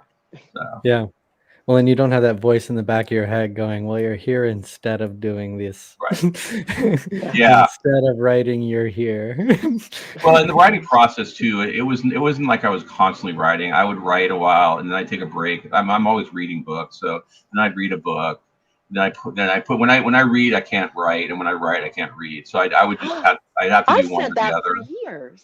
Yeah, when I'm writing, I can't settle my mind down to read a book. It's because my mind's on the writing. And I know Stephen King, on his really good book called On Writing, he says you got to read every day, you got to write every day.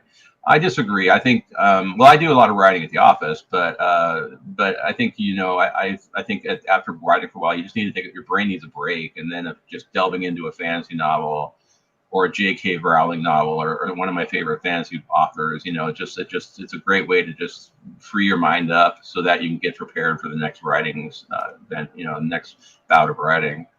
Yeah, definitely.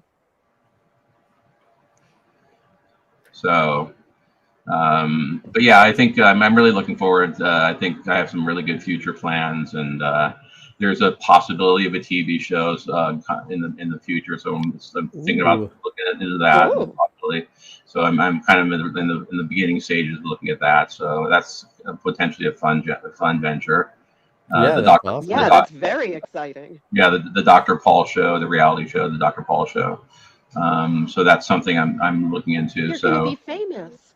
I'm working on it, Well, but if I can get some, my name out there. See, I need to now at this point say, okay, now what? Because if I want to teach, I need to be more well known. I need my name to get more out there more, and so that's why I need to. I'm thinking about, okay, what's the next step, and other than writing more, which I'm done writing about this subject. I've written enough about it. So now I'm thinking about how can I get my name to the point where doctors would want to take a course from me, and I want to do like a fun like online training course where we actually take real people and then who volunteer to be treated by me and other doctors who are so we're all like collaborating on a case. And then we go through a case, and then we hey, what ideas do people have? And then now after everything, okay, well, here's my idea. What should we do here? Okay, let's do this. Okay, let's have the person come back in 2 weeks, follow up, and see how we're doing.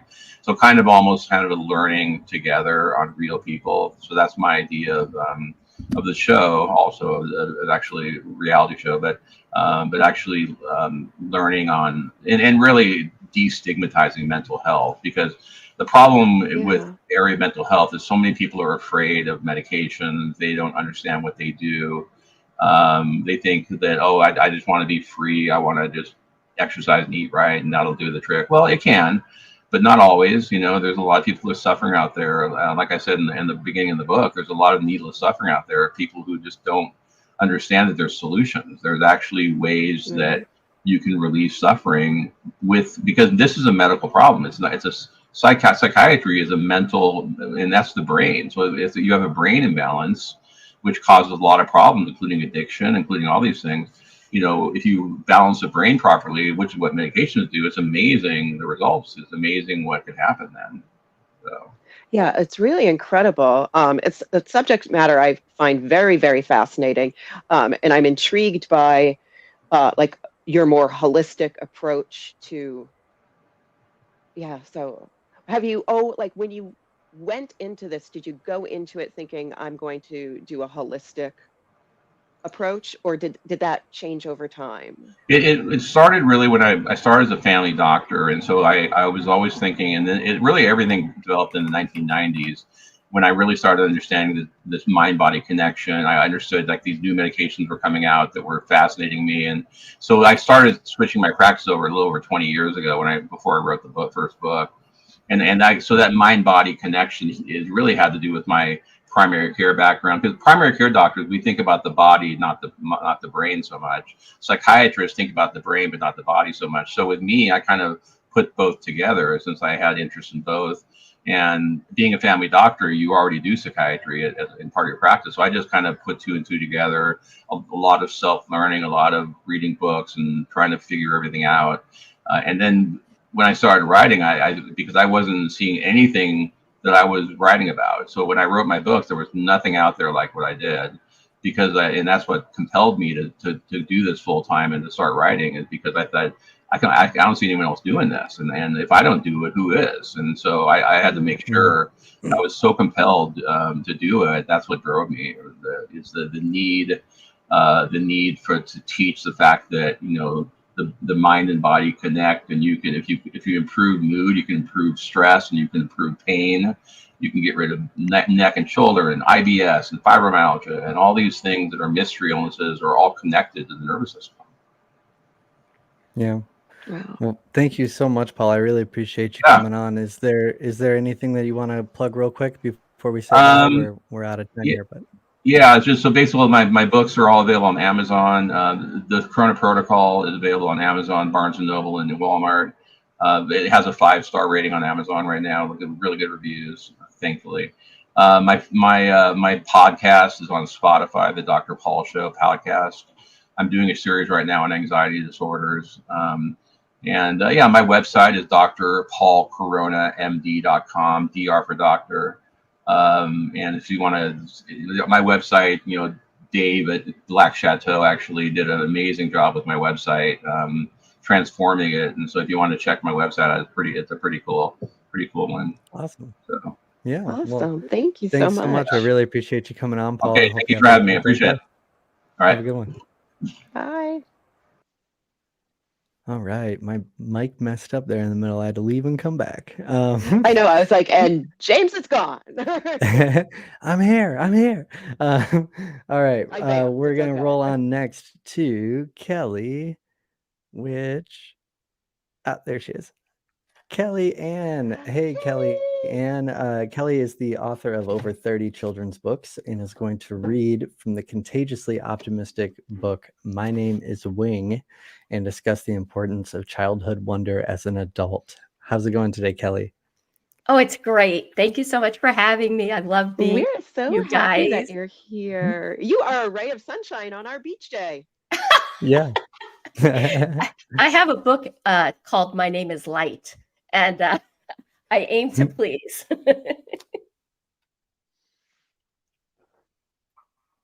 Oh, my name is Wing. There she is. There she is. Oh, my name is Wing. This book is dedicated to the Blessed Chiara Bandano. I have nothing left, but I still have my heart, and with that, I can always love. What is your name? My name is Wing, as you can plainly see. Wing is the only appropriate name for me. That's funny, because you look like a ring, which hardly resembles any winged thing. I don't understand what it is that you say. I am a proud wing each and every day. I have uses too numerous to count. Pull up a chair and witness my evidence mount. You will notice me on the body of many a bird. I accompany airplanes with nary a word. Some say they fix me to their dreams at night. When I'm at my best, better buckle in right. I always arrive in time for any bee swoop. Apparently, fairies have their own fan group. When you think of the sky, you can't help but gleam. Wing at its best, never running out of steam. Okay, from your words I awaken. So why the ring state you've so clearly taken? I didn't realize my feathers had been clipped. A ring is the result of a wing unequipped. Perhaps now would be a good time for an adjustment slight. A change in my outlook could set things right.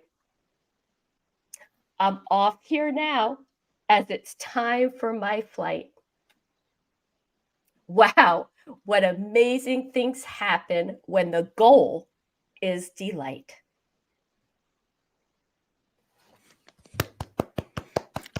I love that. Ooh, I love that. That was like a really, really cute book, and the illustrations were really beautiful. I love those. It looks like paper that's been cut out and placed together. It's gorgeous. Yeah, yeah. I think children really respond to a variety of illustrations. And across my 31 stories, I just utilize all different mediums to get the children interested and to grab their attention and get them to want to turn the page. That's the whole goal. Yeah. Yeah. And I get excited to have that book being read to them at night. Oh, it's magic. Yeah, it's a beautiful book. I have 4 series: the classics, the essentials, the My Name Is, and the Rainbow's End. And the My Name Is stories are all about the development of self and identity, and having a healthy interpersonal conversation where a child is permitted to have observations and to plainly state their observations. And the narrator is just having a normal conversation as well. It models healthy communication and respect for how people observe the world. And for a child to learn to say, hey, this is who I am. I may not look like that at the moment, but this is who I am. And that's what you see in the My Name Is stories. It's about self, it's about development, and it's about inside versus outside. All these things are what I tackle in the My Name Is series, but while the child is being entertained, because they're nursery rhymes. Every book, every 31 is a nursery rhyme. And rhyming is gigantic for early childhood literacy.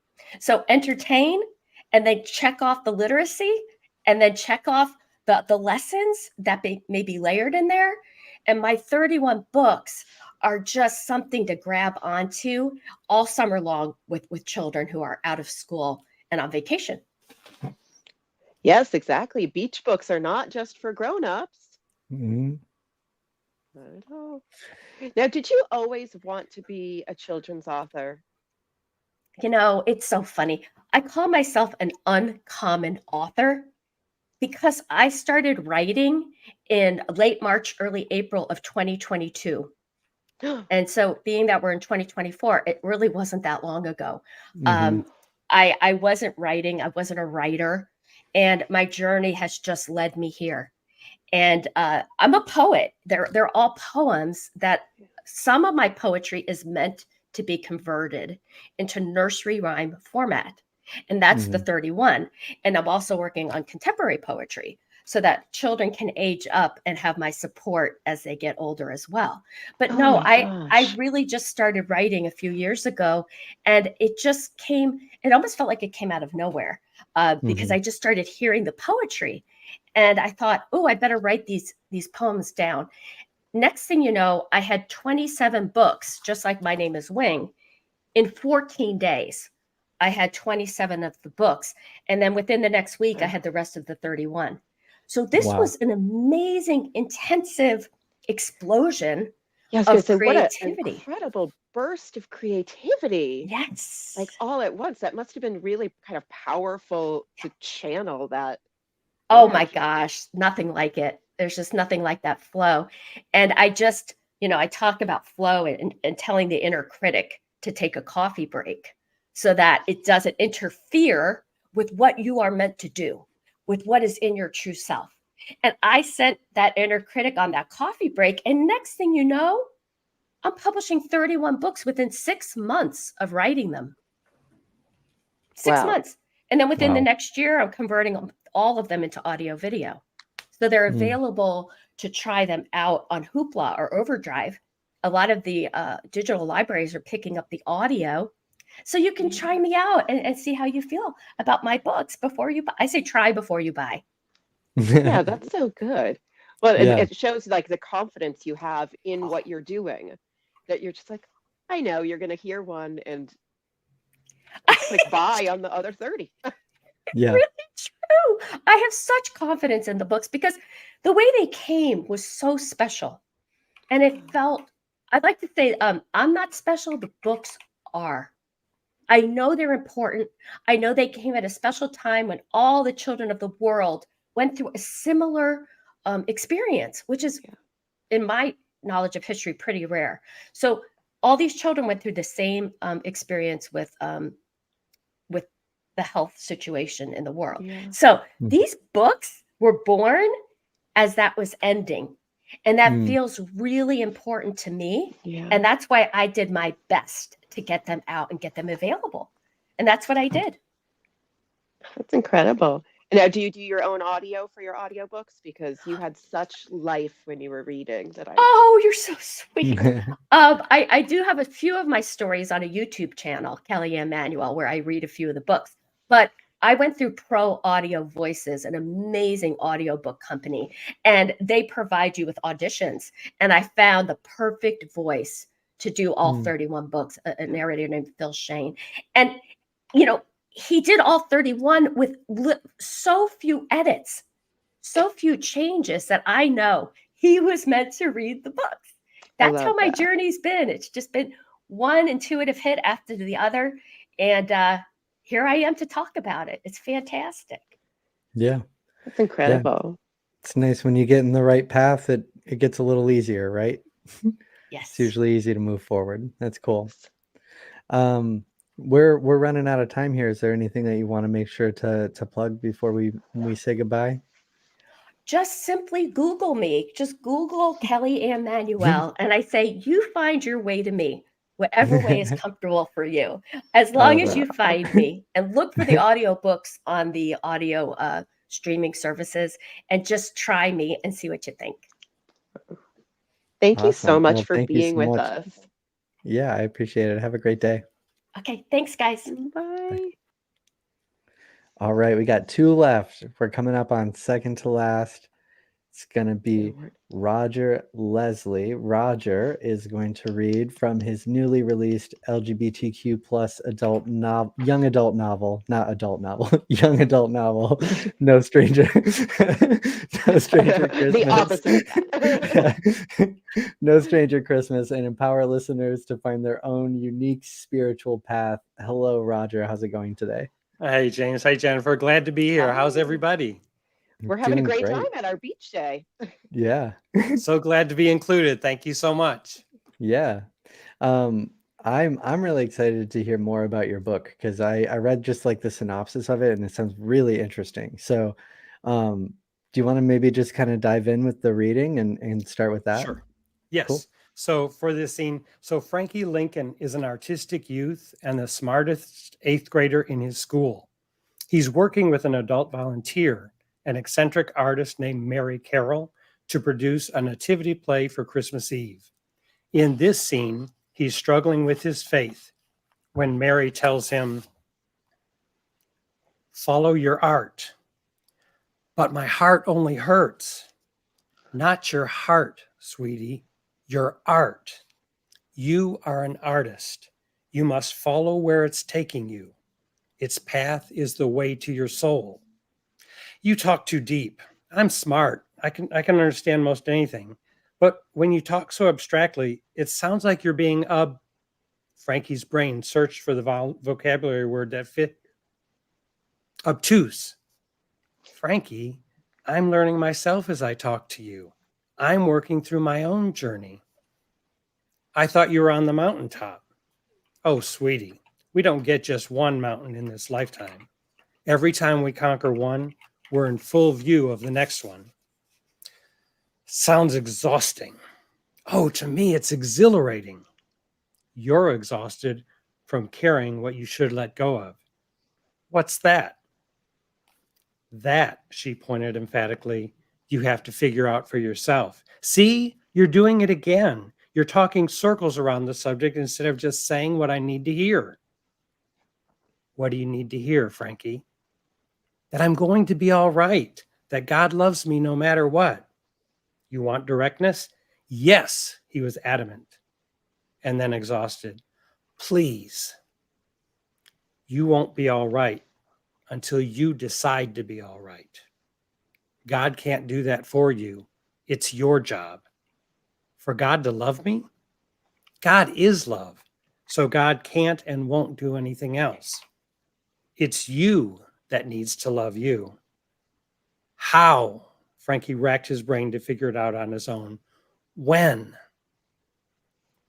You figure out how. You decide when. I love Oh, that. that was That was great. beautiful. Yeah. Oh my No, I love that Your idea of line. like, Oh, yeah, you're not gonna find anyone else to bring you that affirmation you're looking for. Like that's such a beautiful message. And yeah, no, thank you for sharing that. Oh, thank you Thank for the you so much. And invitation. one of your lines, you said it and I almost just screamed. I thought it was so beautiful. You're exhausted from carrying the things you should have put down or let go. I was just like, Yeah. oh, Yeah. Roger. And isn't that true for all? Isn't that true for all of us? You know, it's just Yeah. like we're, Yes. you know, when we feel like we can't move forward and life is too hard. It's not life that got hard. It's our choices that led us to think we're weighed down by something that it's time for us to let go of. But it's that fear of change, that fear of letting go. And that's what Frankie is going through in the novel. He's only 14 years old. He's kind of a misfit, very smart, but not very socially adept among his peers. But he doesn't care. It's just like, I want to be a great artist. He wants to be a film director and a movie star and a writer. And so when this opportunity to do this live nativity comes around, he thinks, okay, I'm going to do something we've never done at this school before. I'm going to write a narration for it, and I'm going to be able to be the star. Well, of course, you could imagine how that goes over with his peers and his teacher, as a matter of fact. But for his luck, though, he ends up the school ends up bringing in this artist, Mary Carroll, who's eccentric and a little bizarre and really fun, and is not a good fit for this environment at all. And he decides he's going to win her over and convince her that they should rethink the whole nativity scene so that he can do his narration. And in the meantime, another major storyline of the book is that his family is financially struggling. So this Christmas is not going to be like any other Christmas he had. And he's hoping that being able to do this live nativity enables him to salvage some joy, some hope for this Christmas that doesn't look like it's going to be much of a Christmas. These are beautiful topics. I love that you're kind of addressing these things like self and identity and faith and questioning all these things for YA. I think there's so much YA out there now that's just, fantasy or monsters or something that like you just forget how good just like a good YA story is that's going to actually help kids. Thank you. Thank you. Well, I remember my own experience as a teen. I felt out of place. I felt like a misfit. I loved to read. I already knew I wanted to be a writer by that time. I knew that by the time I was 13. But then I had the great fortune of becoming a classroom teacher. I was a classroom teacher and high school librarian for many years. And I got to work with so many different students with different personalities, different backgrounds, different home situations. And I could tell that they were ready for so much more than life Yeah. usually gave them. You know, they were really hungry for some deeper, have some deeper questions explored and answered. And I love the opportunity to bring that to students through my writing in this instance. Yeah. It's incredible. I would imagine, did you have times when you were writing that you kind of felt like that same energy of like having a discussion with a student, like back in those days where you were like trying to explain like, no, like you're going at it the wrong way. Well, absolutely. And, in addition to being an author, I'm also a publisher. I'm a professional editor, and I'm a writing coach, and I share that with many of my writing clients. And when I teach classes on writing, it's like one of the best tools that you can think of, I think that an author can think of, is to imagine an ideal reader. Don't think of a demographic. Don't think of, well, I know this group will like this. But if you have a group, then imagine a particular person in that group. And when you're writing, write it as if you're sitting across the table from that person, telling them a story. Tell them what would be interesting to them. Challenge them in ways. Hold off information until the big climactic scene at the end where things get resolved. When an author does that, I think the quality of what they do and the depth and resonance with which they can do it is so much richer, because we are, as authors, trying to communicate. It's not like we're, although it's happening secondhand, we spent months or years in front of a computer screen hoping that eventually someone will read the book. But there's this union that we have with our readers. And when we feel that, and when we talk about ourselves and do what we do and write the book as if we're connecting with those readers, then we make that joint effort so beautiful and so fulfilling. And it can, I think for any author, it can only naturally occur that, of course, people are going to want to read the book because you've put your heart and soul in it. Yeah. Yeah. It's great. Did you have like a particular, and like obviously not sharing personal details, but did you have a particular like student or interaction from your time that you used as your kind of guidepost for this book? Actually, I'll confess something that I've never shared with anybody before. I actually had somebody in mind that I went to school with when I was in grade school. Oh, really? That's interesting. Yeah. And that is very cool. Well, it was really interesting because I kind of thought of myself as kind of like, the one who didn't fit. But then I realized there was somebody else that I could have befriended better, that I could have given some guidance to, but I didn't have the courage. I didn't have the wisdom to reach out and help that other student more than I did. I mean, I was kind to him, but not necessarily, going out of my way to be very helpful. This was an effort to do that. That's cool. Oh, that's beautiful. I love that. Yeah. A lot of times those people just kind of exist as like shameful memories that come up whenever you can't sleep at night. It's cool to like take why didn't I that and talk make to it that your person on the bus? I should have. Roger, we're running low on time here. Obviously, no stranger Christmas. Anything else that you want to go ahead and plug for people before we say goodbye? I just want to encourage everybody who's listening, no matter what your dream is, whether it has to do with writing or the arts or anything, listen to your own heart, follow your own dreams, and have the courage to take action. Move inspiration to action, and you will change your life forever.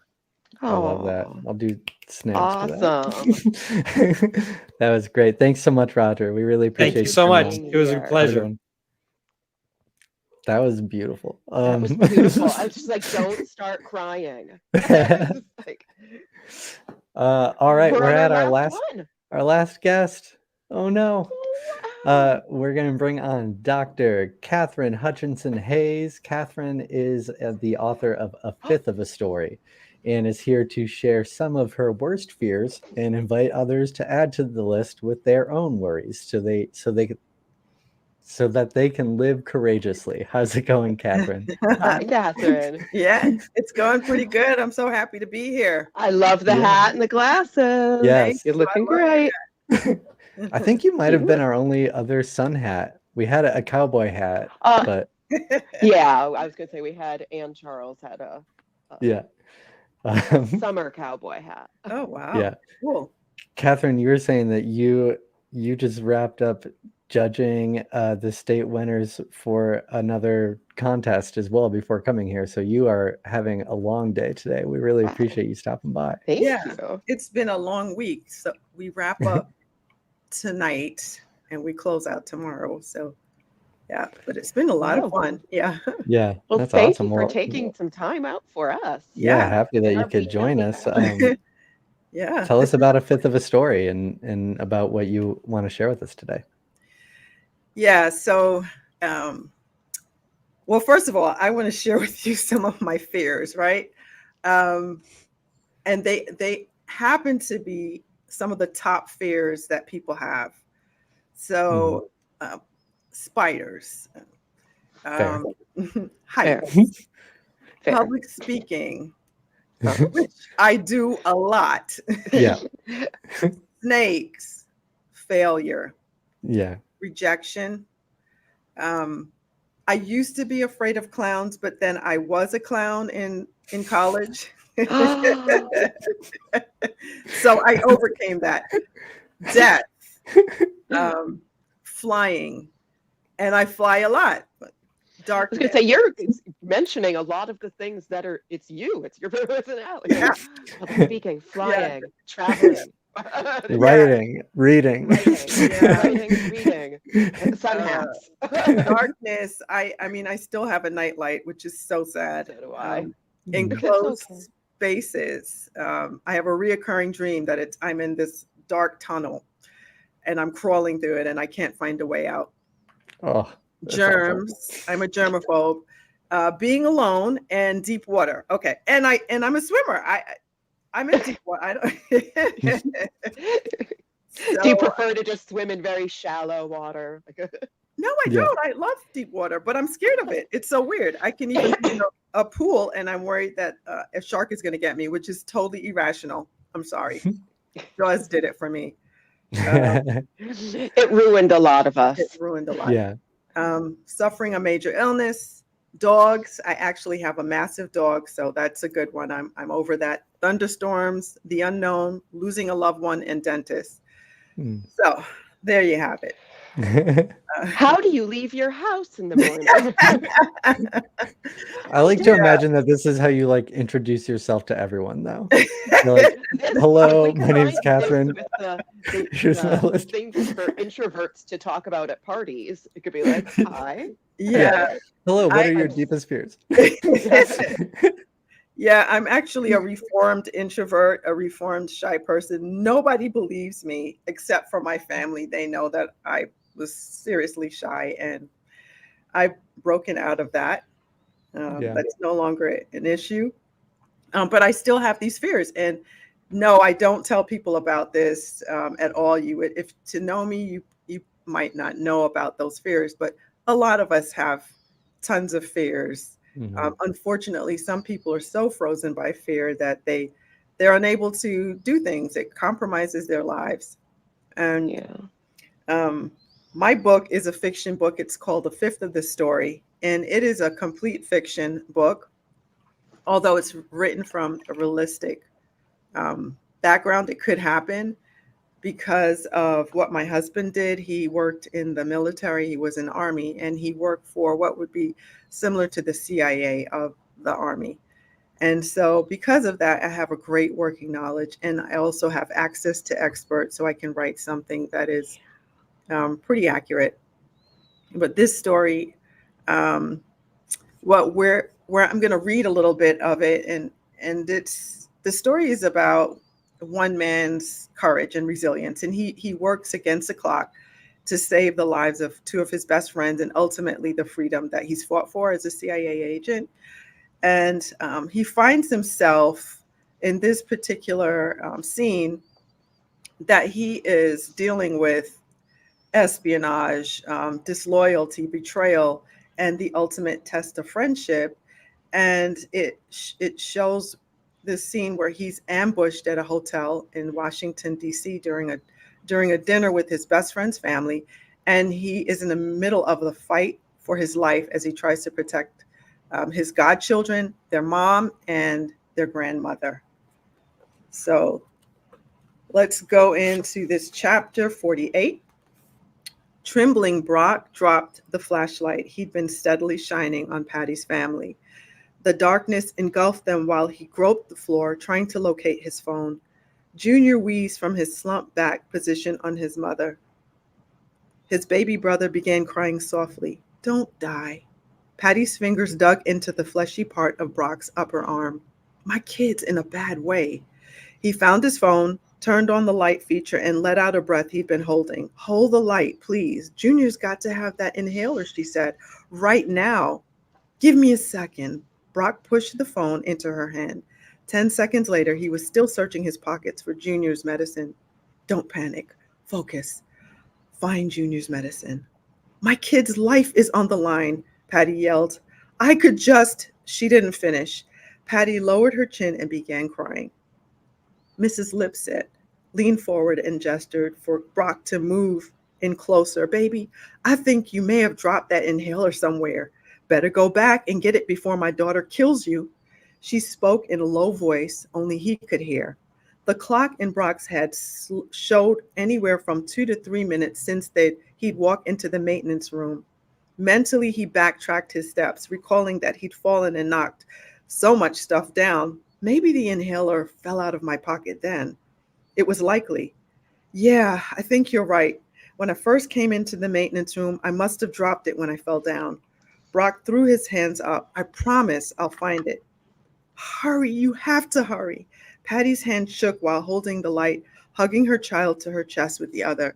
I will. He threw the words over his shoulder. I promise. Brock crawled through the narrow space to the exit of the closet in the dark. He decided to leave the light with the women since he would return soon. Just as he stepped out of the closet, footsteps pounded the industrial concrete floor like an uneven heartbeat. Gotta be quick. Don't know who this could be. Brock sped to the nearest wall. Someone moved unsteadily toward him. Brock waited for a beat, ducked around the corner, and ran for cover by a stack of ladders. The footsteps drew closer. Planting his feet, Brock shot out his head and gripped a wooden slat. A splinter twisted into his palm. He glanced down to see blood had started to flow from a break in the fragile, thin skin. Brock sucked the wound, returning his focus to the footsteps haunting him. He listened. There was no movement.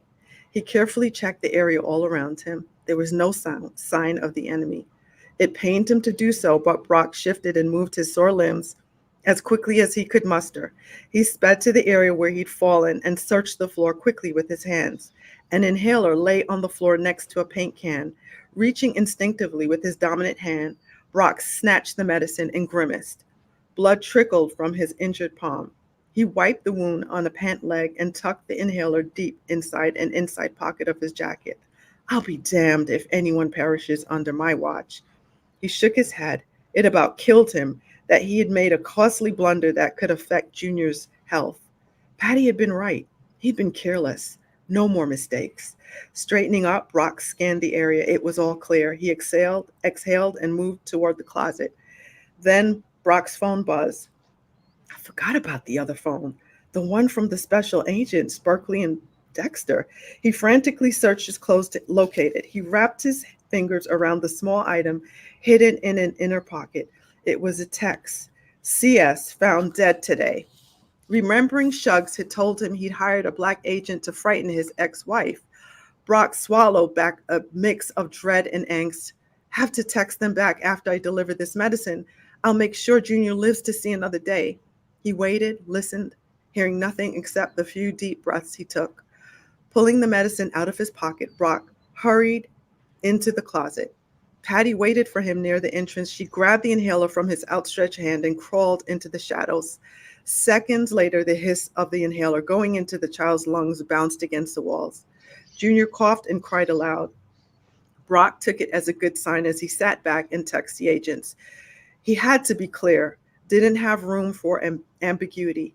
Is Cindy, the twins' mom, dead? Shuggs' ex? 5 seconds later, Brock's phone buzzed again. Another text from the special agents. Affirmative. Photos of the attractive middle-aged TV anchor popped up on his phone. After viewing the gruesome pictures, there was no doubt in Brock's mind. Shug's ex-wife Cindy had died cruelly. His stomach tightened, thinking about the dilemma his friend could possibly face. He took one last look at the phone, deleted the messages and pictures as instructed. Brock hid the phone away while worrying about his friend being dealt another unfair hand. All the man had ever done was try to protect the people around him that he loved. And the twins, my God. Poor Shugs doesn't need this now. None of us do. I can't imagine how Patty will take this news. Brock began crawling back to Patty's family. In the distance, once more, gunfire echoed through the night. Awesome. Thank you so much. I appreciate you sharing that little Wonderful. window into the book. We're running out of time, but I definitely see how fear plays a big role in the book. Yeah. I was just like, I think you checked off a bunch of my fears. Just like wasn't asthmatic, not finding my inhaler. I was just like, oh. Yeah. Catherine, anything else you want to plug real quick before we gotta say bye? I just want to celebrate the power of hope and resilience in the face of our deepest fears. Despite the things that we face, I want to remind the audience that hope is always the answer. And through the pages of books, and I'm so grateful to hear some of the books read, we can explore new perspectives, find solace in shared experiences, and ultimately discover strength to overcome our fears. And I would love to connect with others who are interested in thriller books, who are interested in having a writing coach, and all the things. My website is drcatherinehayes.com, and you can reach me there through anything. And if any of you are authors out there and you're interested in being on a podcast, I run a podcast called Murder, Mystery, and Mayhem, Laced with Morality. And I would love to have you guys on. Love that. So Thank you so my much. jaw was just hanging open. I'm Yeah. like, yes. Yeah. Well, we gotta say bye, but it sounds like you're gonna be hearing from Jennifer soon. So thanks so much for coming on, Catherine. Really appreciate it. So much. Thank It's you been a so pleasure. much. All right. Now for the moment everyone's been waiting for. The winners. The big reveal. The big Oh, it's not me? Y'all haven't been waiting for me? You were the big reveal. Yeah. I didn't say what the big reveal was yet. It was that you're here. Yes. I do have the name of the winner. I'm going to hold that for just a little bit. We ran a little bit over. It happens. I started it out by showing up late and then a thing and a that and whatever. But I have to talk with Jennifer first because she's an author and she's amazing. She graced us with her presence as our host for this episode of the Beachbound Book Bash. And I love you for it. I just want to ask you really quick about your writing and what you've got going on with your books. Oh, We're gonna move her to the hot seat. Oh, the hot seat. Yeah, so I have a few short stories in the works that are going to be put in anthologies coming out this fall. I have 2 books out on submission with my agent, and those are things I can't like talk about. So, but We understand. I am kind of known as a horror author, and one of the books that's out on submission is a horror story. It's actually this one I can talk about. It's my debut novel that came out 5 years ago called Beautiful, Frightening, and Silent. It won several awards, and my agent was lovely enough. She was just like, let's pull that book and try to get, something bigger going on.